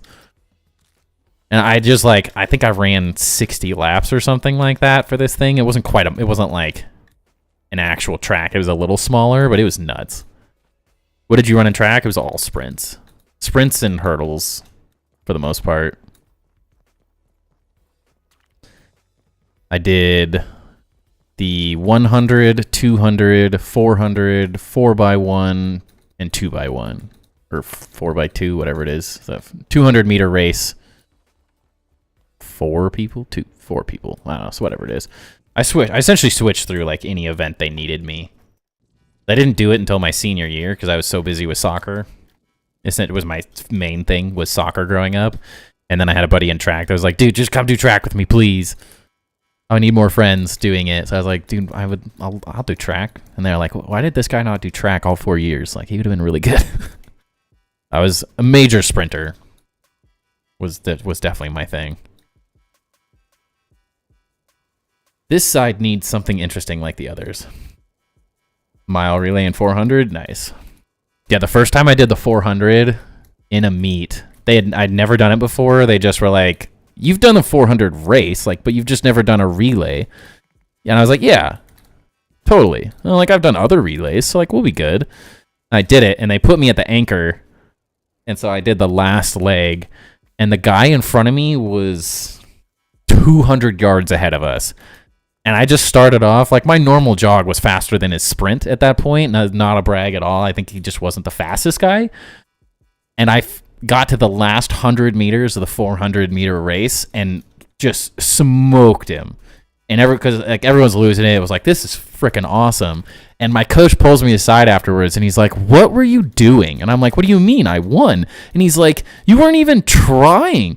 He's like, a 400-meter race is full sprint the entire way. You started off jogging. And I'm like, well, I knew I was going to catch him. Did you see the kid? And like, he was just like so mad at me for just like half-assing the first part of this race. Cause I was like, I could already tell I was going to catch the guy. And I was like, well, I have to save my burst of speed for the last 100 to beat him. So I'm just going to like slowly gain on him. And he's like, no, you are so fast. You sprint the whole thing. So then I got a lot better after that race because I just had no clue what the strategy was, and I just happened to be faster. Because as a senior, I wasn't fast enough to run as a varsity athlete. So I was running JV1 essentially, because the guys that were on our team were like state. One of the guys was the fastest guy in state in Oregon, that was on our team. So like, there was no way I was ever going to get the spots on varsity because we had some incredible sprinters. So I was like, I was doomed. So they were just like, just race and we'll throw you on some of the varsity relay races because we'll need more people for those. And so I smoked the kid. It felt great. But I also learned a valuable lesson that I did it totally wrong. I never would have expected it. Who would have known? I'm like, now that I think about it, I'm like, yeah, 400 meters, like 400 yards, whatever it is. Not that far. So like, yeah, I probably should have sprinted the whole thing. I knew I could sprint the whole thing, but I was like, if you win, you win, right? All I cared about was the win. And we won. We won real good.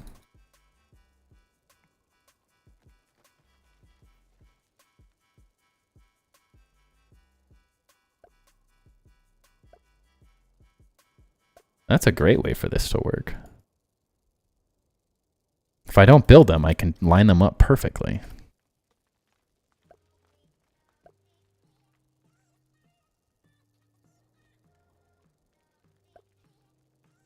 Right around a 53 flat. Yeah, that's nice. That's actually really fast.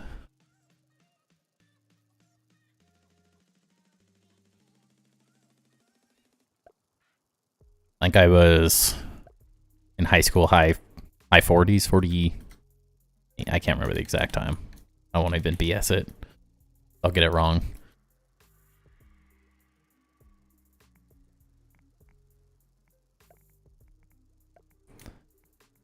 It's pretty fast at the 100 too. If I would have done it all 4 years, I would have been a lot better. I had the raw like speed and talent. I just didn't have the technique. And I didn't do it long enough to like gain the technique that I needed.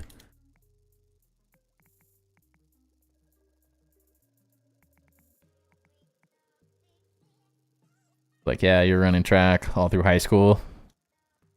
And that went away. If I could do anything going back, I would have golfed all 4 years. That is like my biggest regret, is I had a couple friends on the golf team and I just never really thought of it. I just like golfed with them every once in a while, but I didn't think of doing it as for some reason. I really, really wish I could go back and do golf again. I tried out my senior year, but again, you had to make varsity your senior year, and I was like, not a varsity golfer. I think I would have been if I had done it all 4 years. But my friends are jerks and didn't tell me I should do it. They just let me flounder.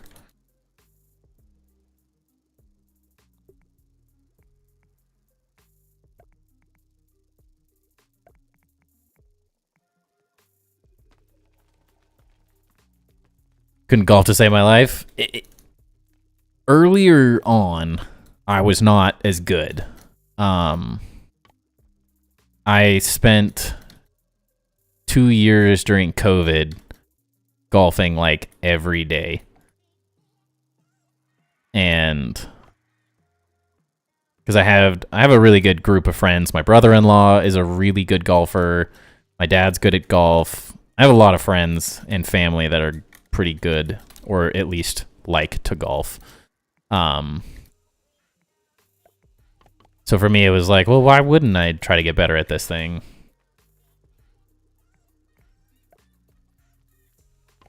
So I spent 2 years during COVID golfing like every day at the range and stuff. And I went from shooting over 100 to typically shooting around 90 or less now, which is...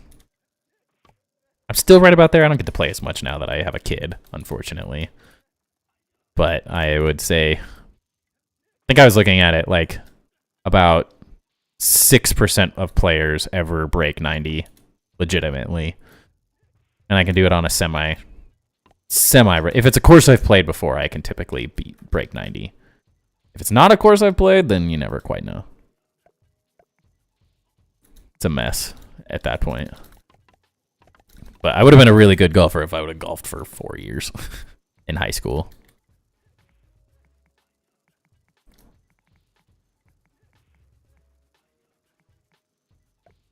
I'd happily go back and do that. Especially because like 3 or 4 of my friends were on the team.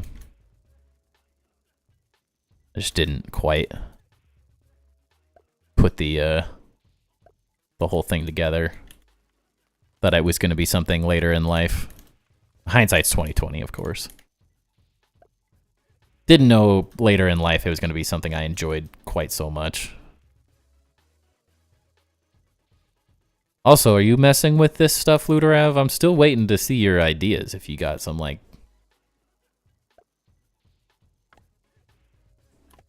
Got some crazy details going for me. This is what we're going with, but I mean, if you got something better... COVID, I was working a 7-day rotation shift work schedule, so I didn't do anything other than work. That sounds horrible. I had luckily just gotten out of my medical sales job, which was a nightmare, and honestly, like, the timing for the whole switch from that company to the company I work for now, during COVID and stuff is insane. It's like the whole the medical sales company was like an absolute nightmare during COVID because of hospitals and stuff. Like, everyone I know hated the job after I left. And I ended up getting a position that was fully work from home.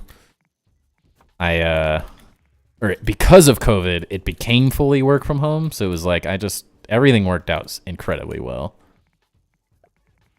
Quite happy with how that whole shift went. And then it was like, I only had to work until, I work till like 3:30 or 4, just depends on how the day's going and what my boss says. But he's a surfer bum, so he's always like, let's get out of here. So then my wife was working until 8 every night at that point, because she was working for Kroger Fred Meyer and her job was insane. So I was like, well, what else am I going to do? Like, I might as well go to the range and golf. Like, I spent every single evening at the range, and then the range or bike on a bike ride. I'd either go for a 20-mile bike ride or I'd go to the range. One or the other was happening every single night. And it was a good time. Lost in your village? My builds are more important, Luderav. What the heck? These will look good, though, with all the creepy purple lights, and then as I figure out maybe some more lighting in this whole thing. Could be very cool.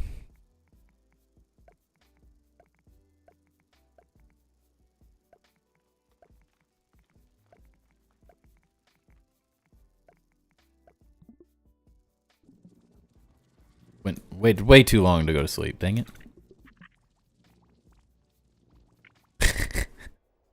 I do like the idea, although I like if there was a magical universe where you could get the heads to clip through and stuff, I think it would be cool.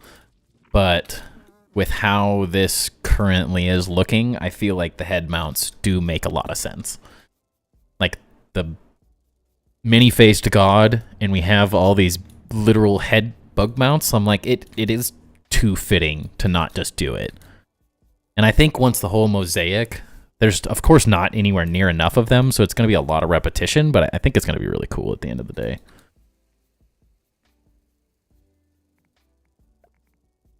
The way this is just makes sense. I wish they were maybe a little less derpy at times. They just, some of the head mounts just look derpy to me, but you know, that's okay. Didn't really think how that works. Huh.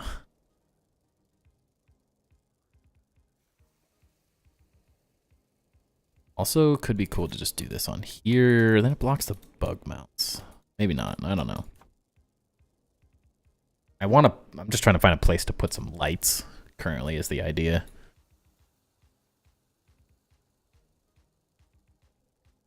And these guys are creepy because, like, once I get the armor on them, it'll look even creepier because, like, you pretty much see the heads of all of them. It looks exactly like a gas mask. But like the larva, I don't know if it's a scale thing. Even the spiders, like it just looks. Like, yes, that is the spider head, but without the body, it's just weird to me at times.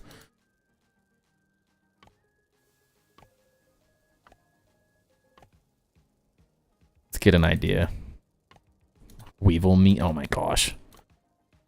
Why can't these take? Why does it need the meat? Why can't it just use the piece, like the fuzz? So annoying. Oh my gosh.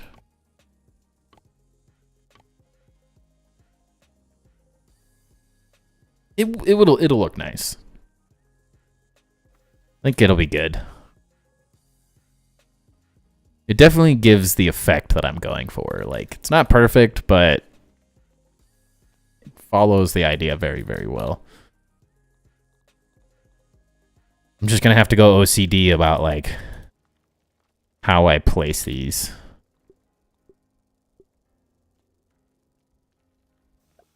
Because I definitely don't want them to be, like, repetitive in any way, shape, or form.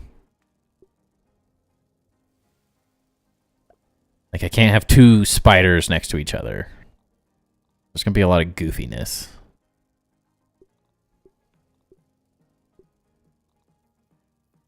I wish these were the same ties, too. That is one. There's just a couple of them that I wish were the same size. Going to be fine. The good thing is I have more than enough, I think, currently.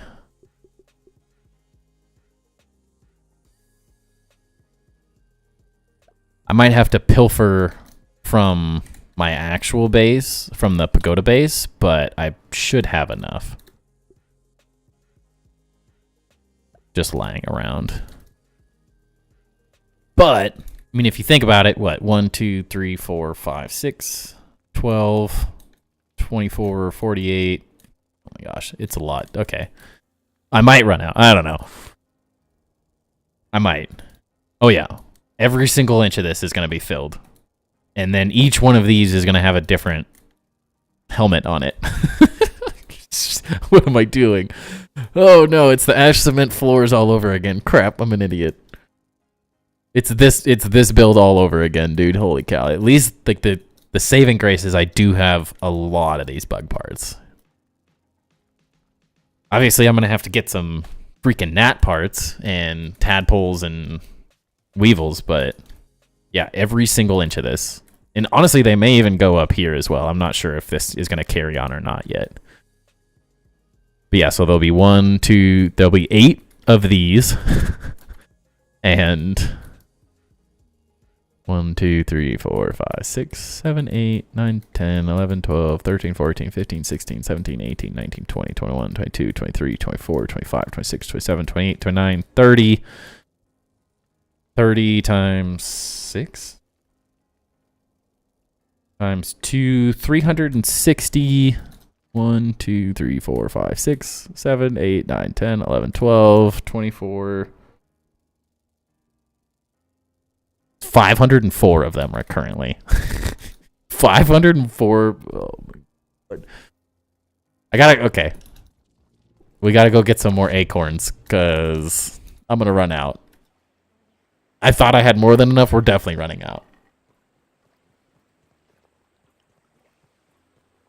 Did you see that ladder thing I accidentally made in the last stream? Actually. Oh wait, the aphid one was the only one I had, wasn't it? Where'd that weevil go? I heard it.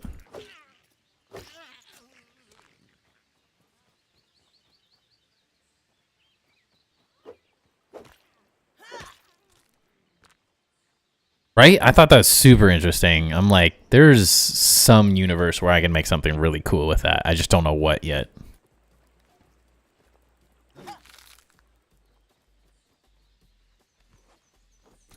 I'm gonna need these gnat thing, or the grubs as well. I need your meat for once. It looked like a weird torpedo or something. I don't even know what to call it, but I think there's something interesting there as well with the angled. I've never really seen or used the ladders at an angle like that. Seems like everyone uses them pretty straight on. Just one more random build piece that we're gonna like break the game with.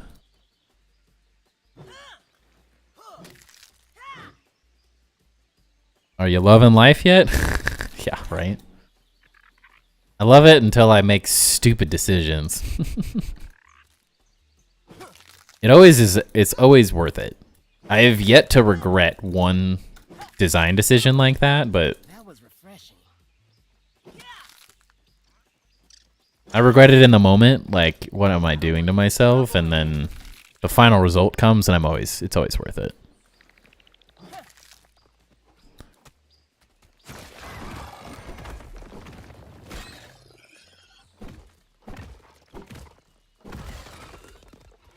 He ain't gonna be in Rush Hour 3. Beans, welcome in, man. What's up? How's it going?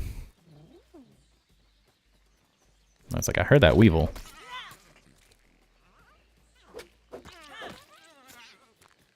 Now they're everywhere. And at this point, I'm gonna have 4 or 5 of everything, so I might as well take some of this stuff over.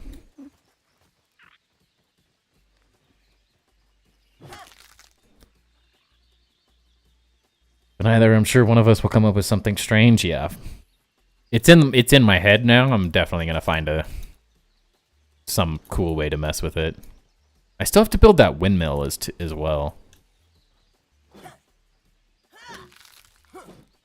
That's another one I don't think I've seen anyone build like a windmill.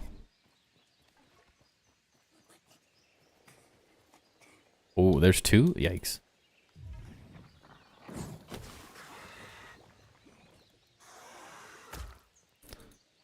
Come on, nerd.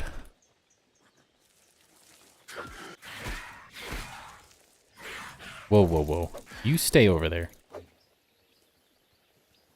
You come down here.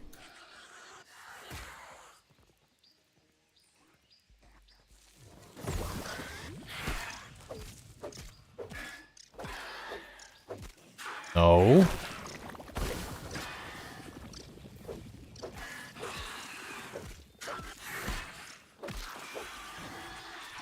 I don't want anything to do with that stupid widow. Oh.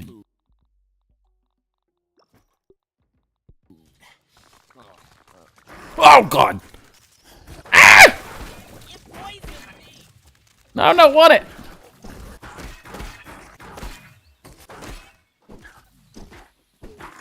Commit. Oh.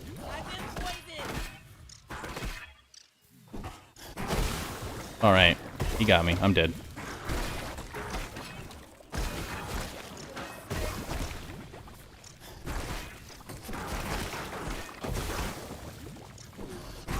At least he doesn't have an attack speed slow, but it's not really helping. Oh, that's in. Stunned. And there we go. I knew it. They're so freaking hard. As soon as you miss a single parry on those, you're doomed. I didn't want to fight him anyways.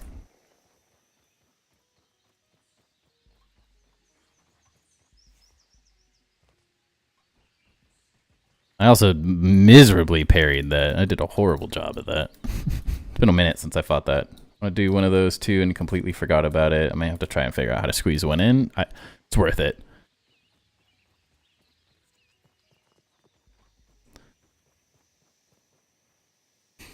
Mostly the widows get the attack. It's once they get the additional attack speed from eating the widowling that they spawn that they become nearly impossible.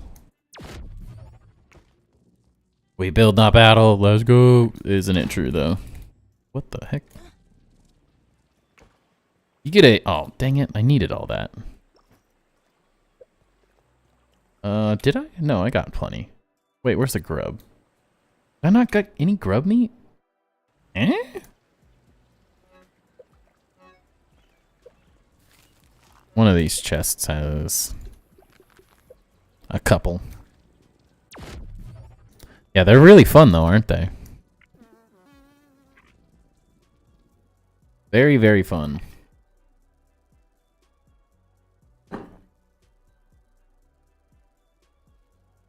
I should have done this side last stream so I could have gotten a thumbnail with this.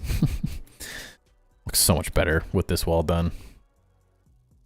I'm really happy with how this little thing has turned out. Like, it works really well coming down into this weird space. More than a little house would have done. I'm going to be able to mess with this and change it up to make this whole space feel better. And we'll just slowly figure out how all this works as we go, but... feeling good. It's creating the, like, when you walk around, like, I want the feeling of, like, whoa, look at this. Whoa, look at, wait a second. What reveals itself over here?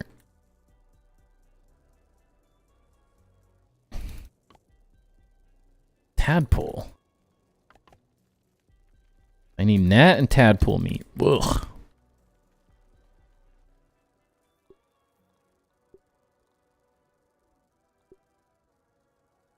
don't think I have a ladybird yet. I'm gonna need to be really precise with how I place these, so they're gonna look really bad. Yotker statue there, though. You're saying here? Yeah, I'm gonna figure. I don't know what this little space is. I like it. This wall's probably gonna change, but I like something here. I just don't know what yet. I also don't have any plating over here for some reason. It's all at the other base. Yeah, it's more so how to, like, how does this work? Is this just gonna be like a little, I don't know, wall that you walk? I don't know, it doesn't really make sense. So I'm gonna have to rework this little area, but we're definitely heading in the right direction. The issue now is figuring out how do we create the level of detail that this side has on the other side. Because this side looks great, but the other side needs to look just as good, but it's going to be very different.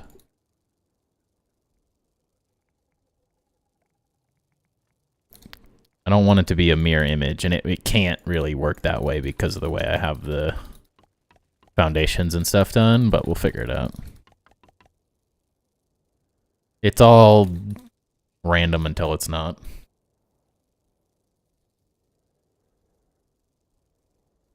Oh, yeah, I just don't have the materials. I had them. Well, I had enough for 1.5. And then earlier, if you saw me build those mant statues, I used the last of them, and then I was like, oops, I was supposed to dupe those. Oopsie.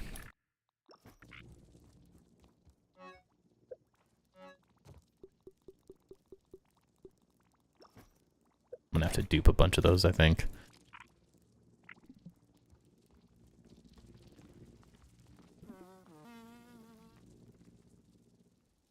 It's too dark. I can't see.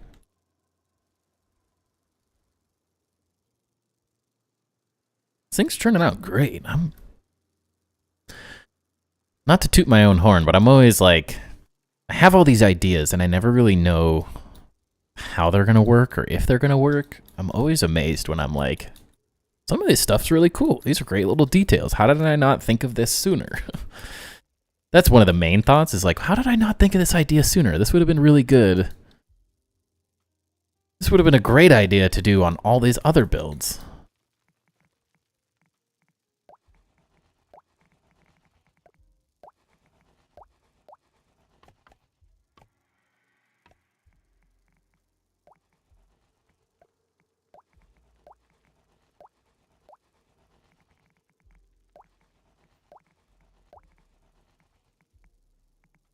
Toot toot. I get hyped when things turn out the way I was hoping, or better. My goal is always that it turns out better than I was hoping, of course.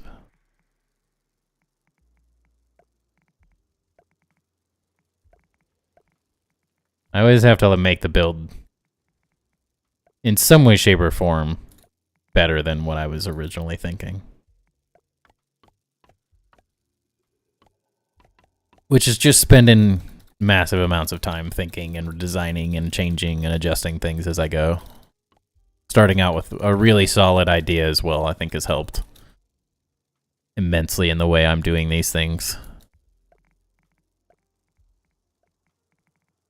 It's hard to get that point across to a lot of people. Like, I think you definitely understand it, Lude, but like having a rhyme and a reason, like you were talking to Monique earlier and you were like, yeah, like I always knew I wanted a big ballroom. So like that's like the main idea and you find a way to build around that. Like that concept. And it's always hard to like explain that to people because they're like, I'm just building a base and I want it to look cool. And I'm like, it has to have like a rhyme and a reason to it. That's why the stuff we build can look as cool as it does, is there's like very specific goals that you have to meet if you have one specific idea.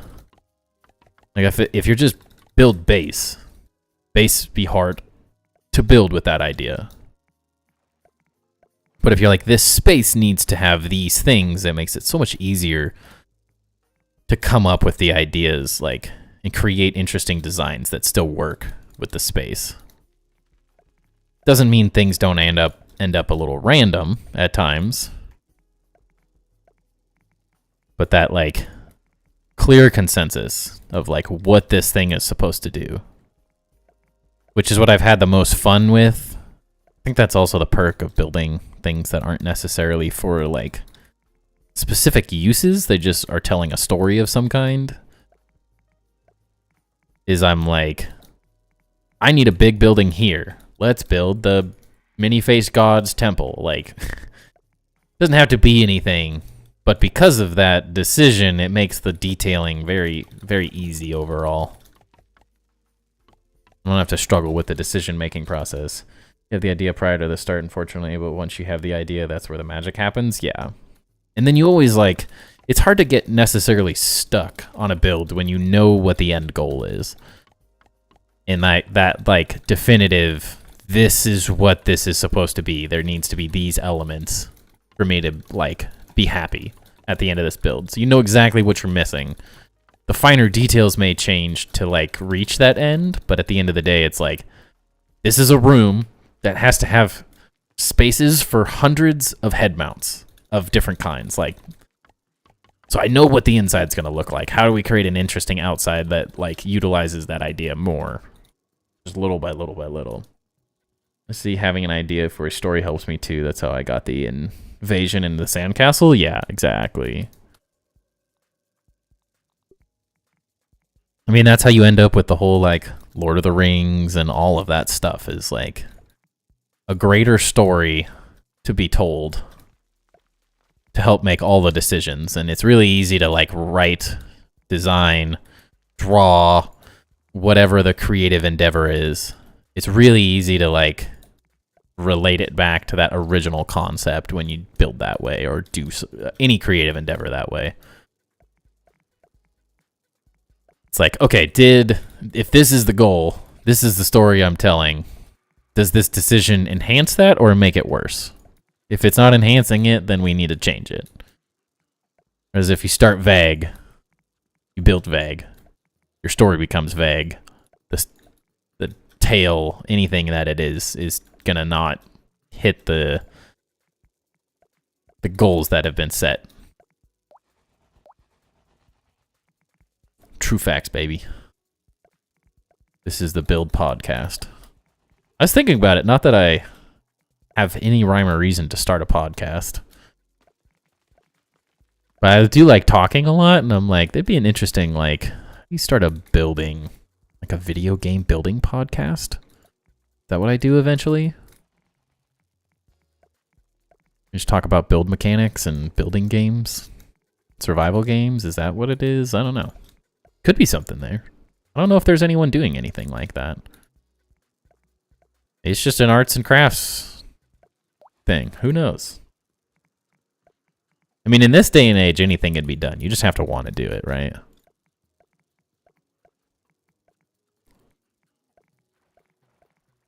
Maybe when we get bigger, that's a concept I could start to look at. Could be fun to bring different builders or creative people on board as well at times.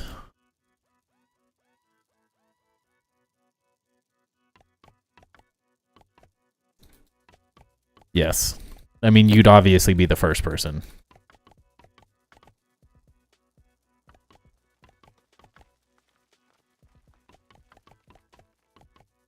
I mean, how cool would it be to have something like that to like...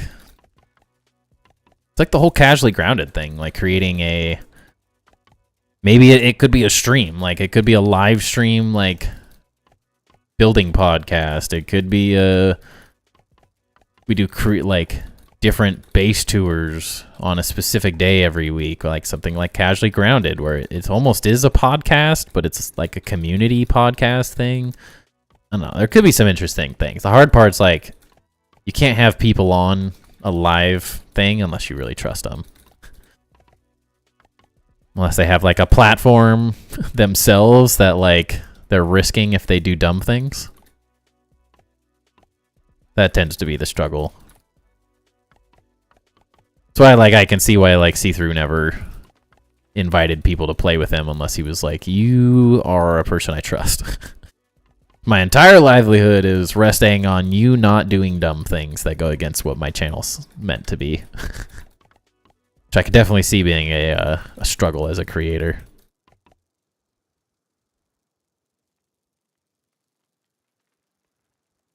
There's something there, though, in the long run.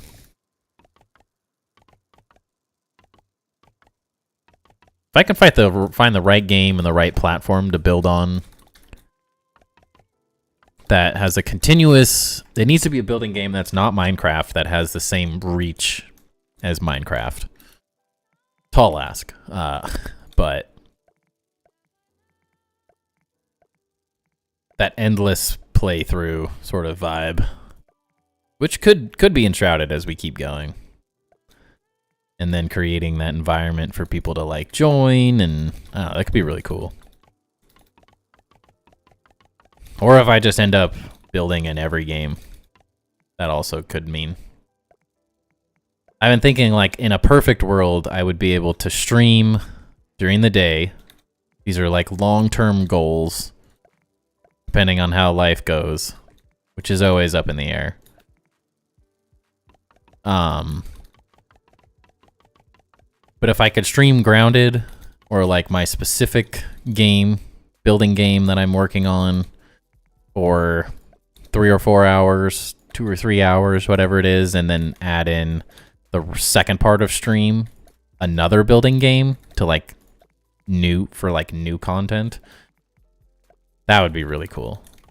That'd be a lot of fun to be able to do like a combo stream. As currently I don't get to stream long enough to like throw a second game in. Like it just doesn't work. Need to stream 6 hours probably to be able to accomplish that. I watch a guy that does roguelite or roguelike, depending on what you call it, gameplay, and so he plays Slay the Spire in the morning, and then he plays some other strategy type game in the second part of the stream. Would be really cool.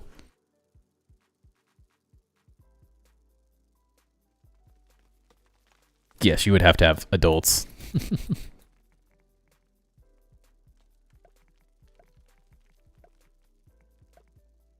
Does seem to be the vast majority of my viewership, though, is people that are at least 21 at this point. At least for the most part.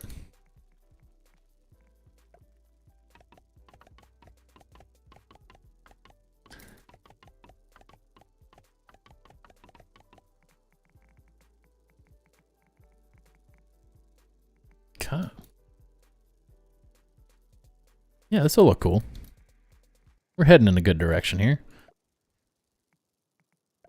Yeah, I'd love to be able to stream as if it was a normal job sort of time. Then spend like 6 hours streaming, 6 hours, like a little bit of time working on a video, so on, rinse and repeat every day. And then having the like other games to build in is like a way to continue to grow the channel while still keeping like the mainstay building. Or have like the concept being like, I have these larger projects on a specific game that I'm working on. Doesn't always necessarily need to be the same game every morning, unless it was like a specific game like Minecraft that just ended up being a forever. Minecraft 2.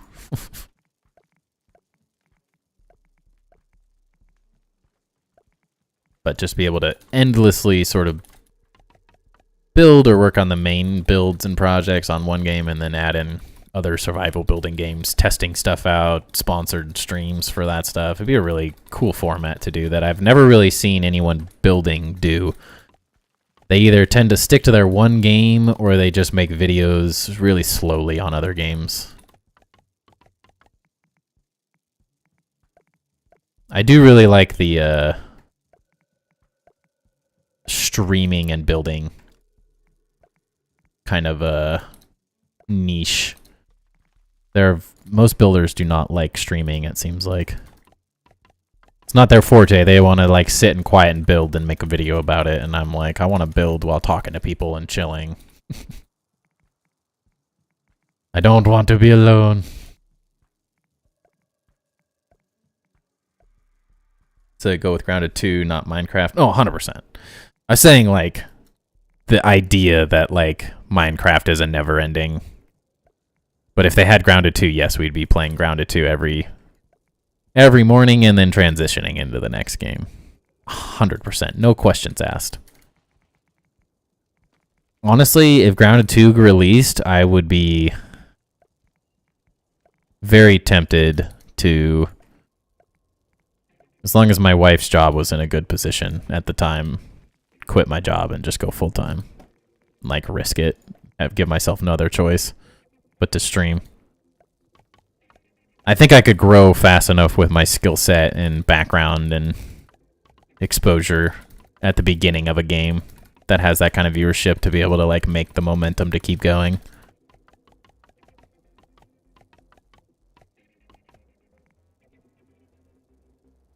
Yeah, and I'm like, I do so much better like this.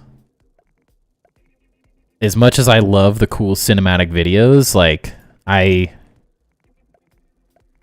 totally fine building in quiet by myself. Like I can do it, but I think this is a niche that I could corner, is essentially the thought process behind it mostly. Like there's just so little people that want to build live. And I'm like, I thrive this way. Like this is where I'm most comfortable at this point. I'm a little too good at just chatting through what I'm doing, talking to myself. It's a pretty natural fit. My parents have said I always talked way too much in my life, so.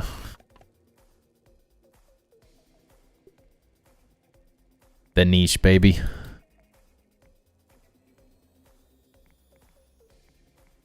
Oh, it's already there. That's why.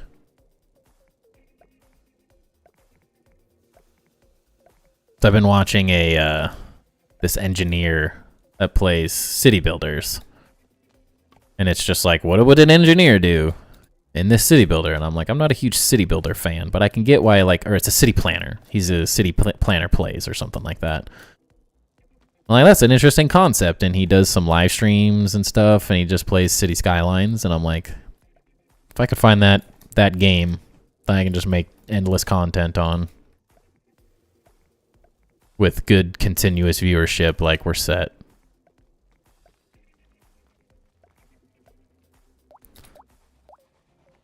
Just waiting for that game to come out and talk to people at work. Got a headset with a podcast going. I mean, at work, that's the funny thing is, like, my parents always make fun of me. Like, my mom, it's funny because my mom can talk to anyone and everyone, anywhere, anytime, about anything. And I'm like, you get me going on a subject that I'm interested in, I can talk for a very long time. If it's like some person out in public, like, I don't want to talk to that person. Leave me alone. I go to the grocery store, I'm putting my head down and getting my stuff and leaving. I don't want to talk to anyone. I don't want to look at you. Don't look at me. But, like, sitting here talking through interesting things that I actually enjoy, like, I can go all night talking and building. For me, the only thing stopping me from doing more streaming and stuff is having a kid and being exhausted on a daily basis. No, they have so much energy every day.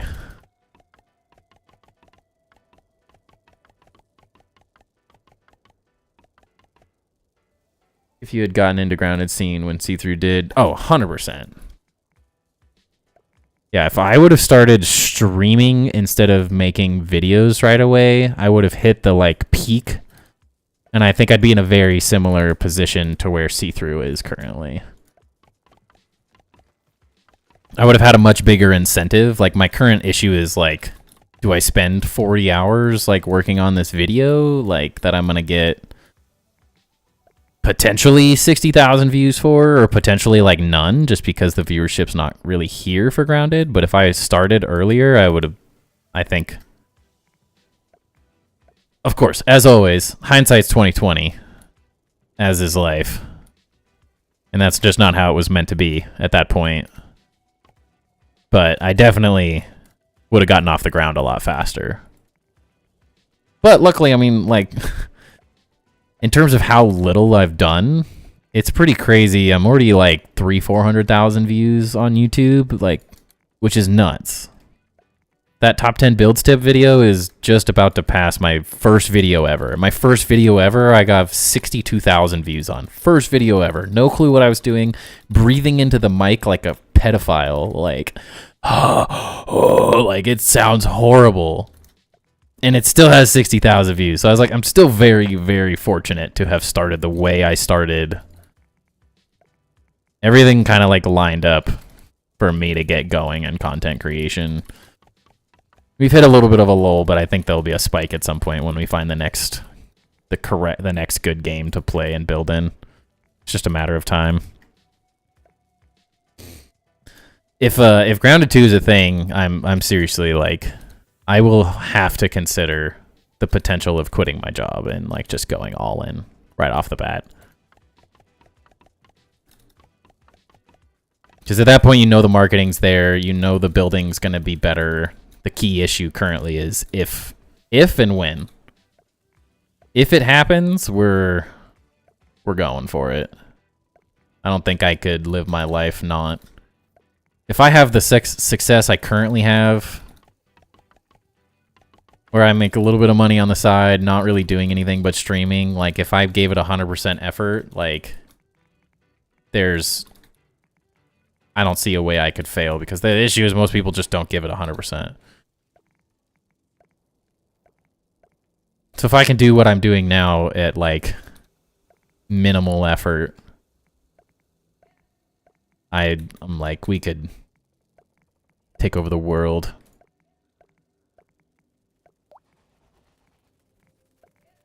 A game with the right viewership would, in building mechanics, we can go nuts. And you never know. I mean, that game might be out there. It might be enshrouded. Like, might just take some time playing another game to get there. We just don't know yet. Maybe that other game's right around the corner. I pay attention to Jade's channel right now just specifically to see what good games for survival are coming out. I'm wondering, like, is that the one? Could this be it? At that point, you may have to mod. Knife, that's fine. He's earned it at this point, I think. Issues right now, I just don't need any mods. We don't have enough people chatting for me to, like, I can ban someone. I'm not worried about it. You get 20, 30 people in a chat at a time, then you really do need it, though. You need, like, more than one, most likely.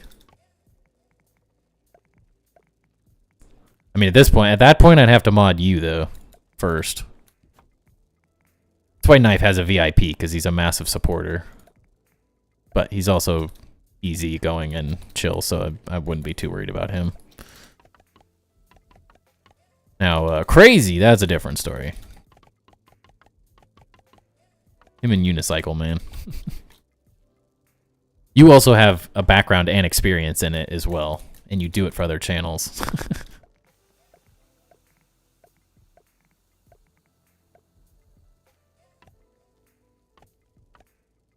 Like, Velocity's a great mod, but my issue is, like, unless I started, like, if I started streaming in the day, he'd probably be in here all the time.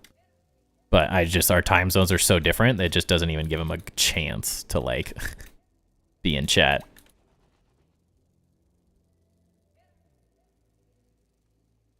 Yeah, I mean, as a mod, what else do you need to do, really? Velocity's there for the knowledge of all the stuff. It's more so just controlling chat and banning or timing people out. That's all you really need.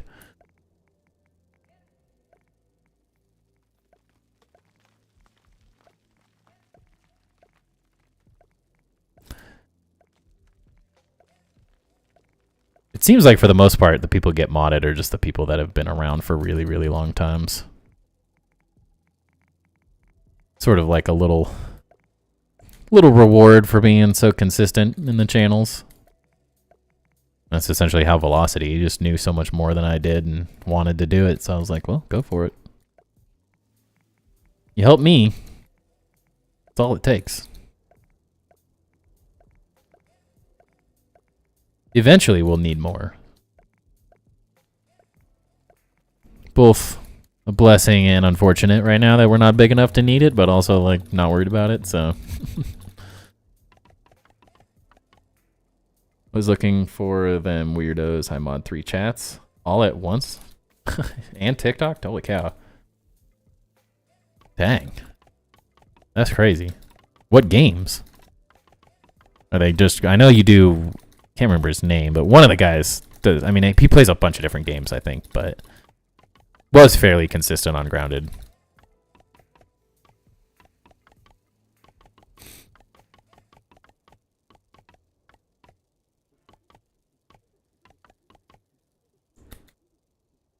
And I mean, for the people that spend tons of time on the chat, it's like, might as well be a mod.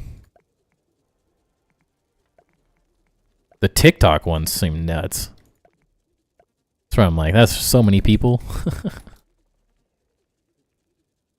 All over anything, horror to survival. Ah, that makes sense. What is his name? Why can't I remember it? Is it you? Because there's another guy in chat every once in a while. Plays like Epic Pins or something. Potato.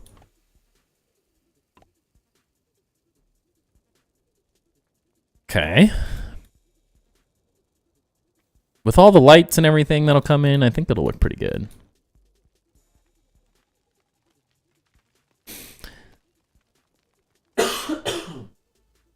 There's a world that we might change these columns up. The shaping's a little weird, but it's probably the only way to work it to where you see the faces. So it's probably the way to go.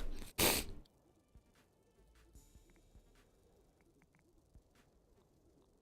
I didn't have the idea for what I want to do, these would look really cool like this. Or vice versa. Would be nice columns. Send it. No, it looks good. I think with the lighting and stuff, and then once we figure out some more details, it'll look really good. And then I guess the next stream, we're going to spend the whole time placing head mounts. Fun. I guess that's what Monday's for. Making this place look epic. Getting all the details in. All right. It's 10:43. Feels like a good stopping spot here. Appreciate you hanging out all night, Lude. It was a good time. Glad we got to chat and chill. Not very often that we get to hang out that long, so it was a good one. But you have a great rest of your night, man. Get some sleep. It's pretty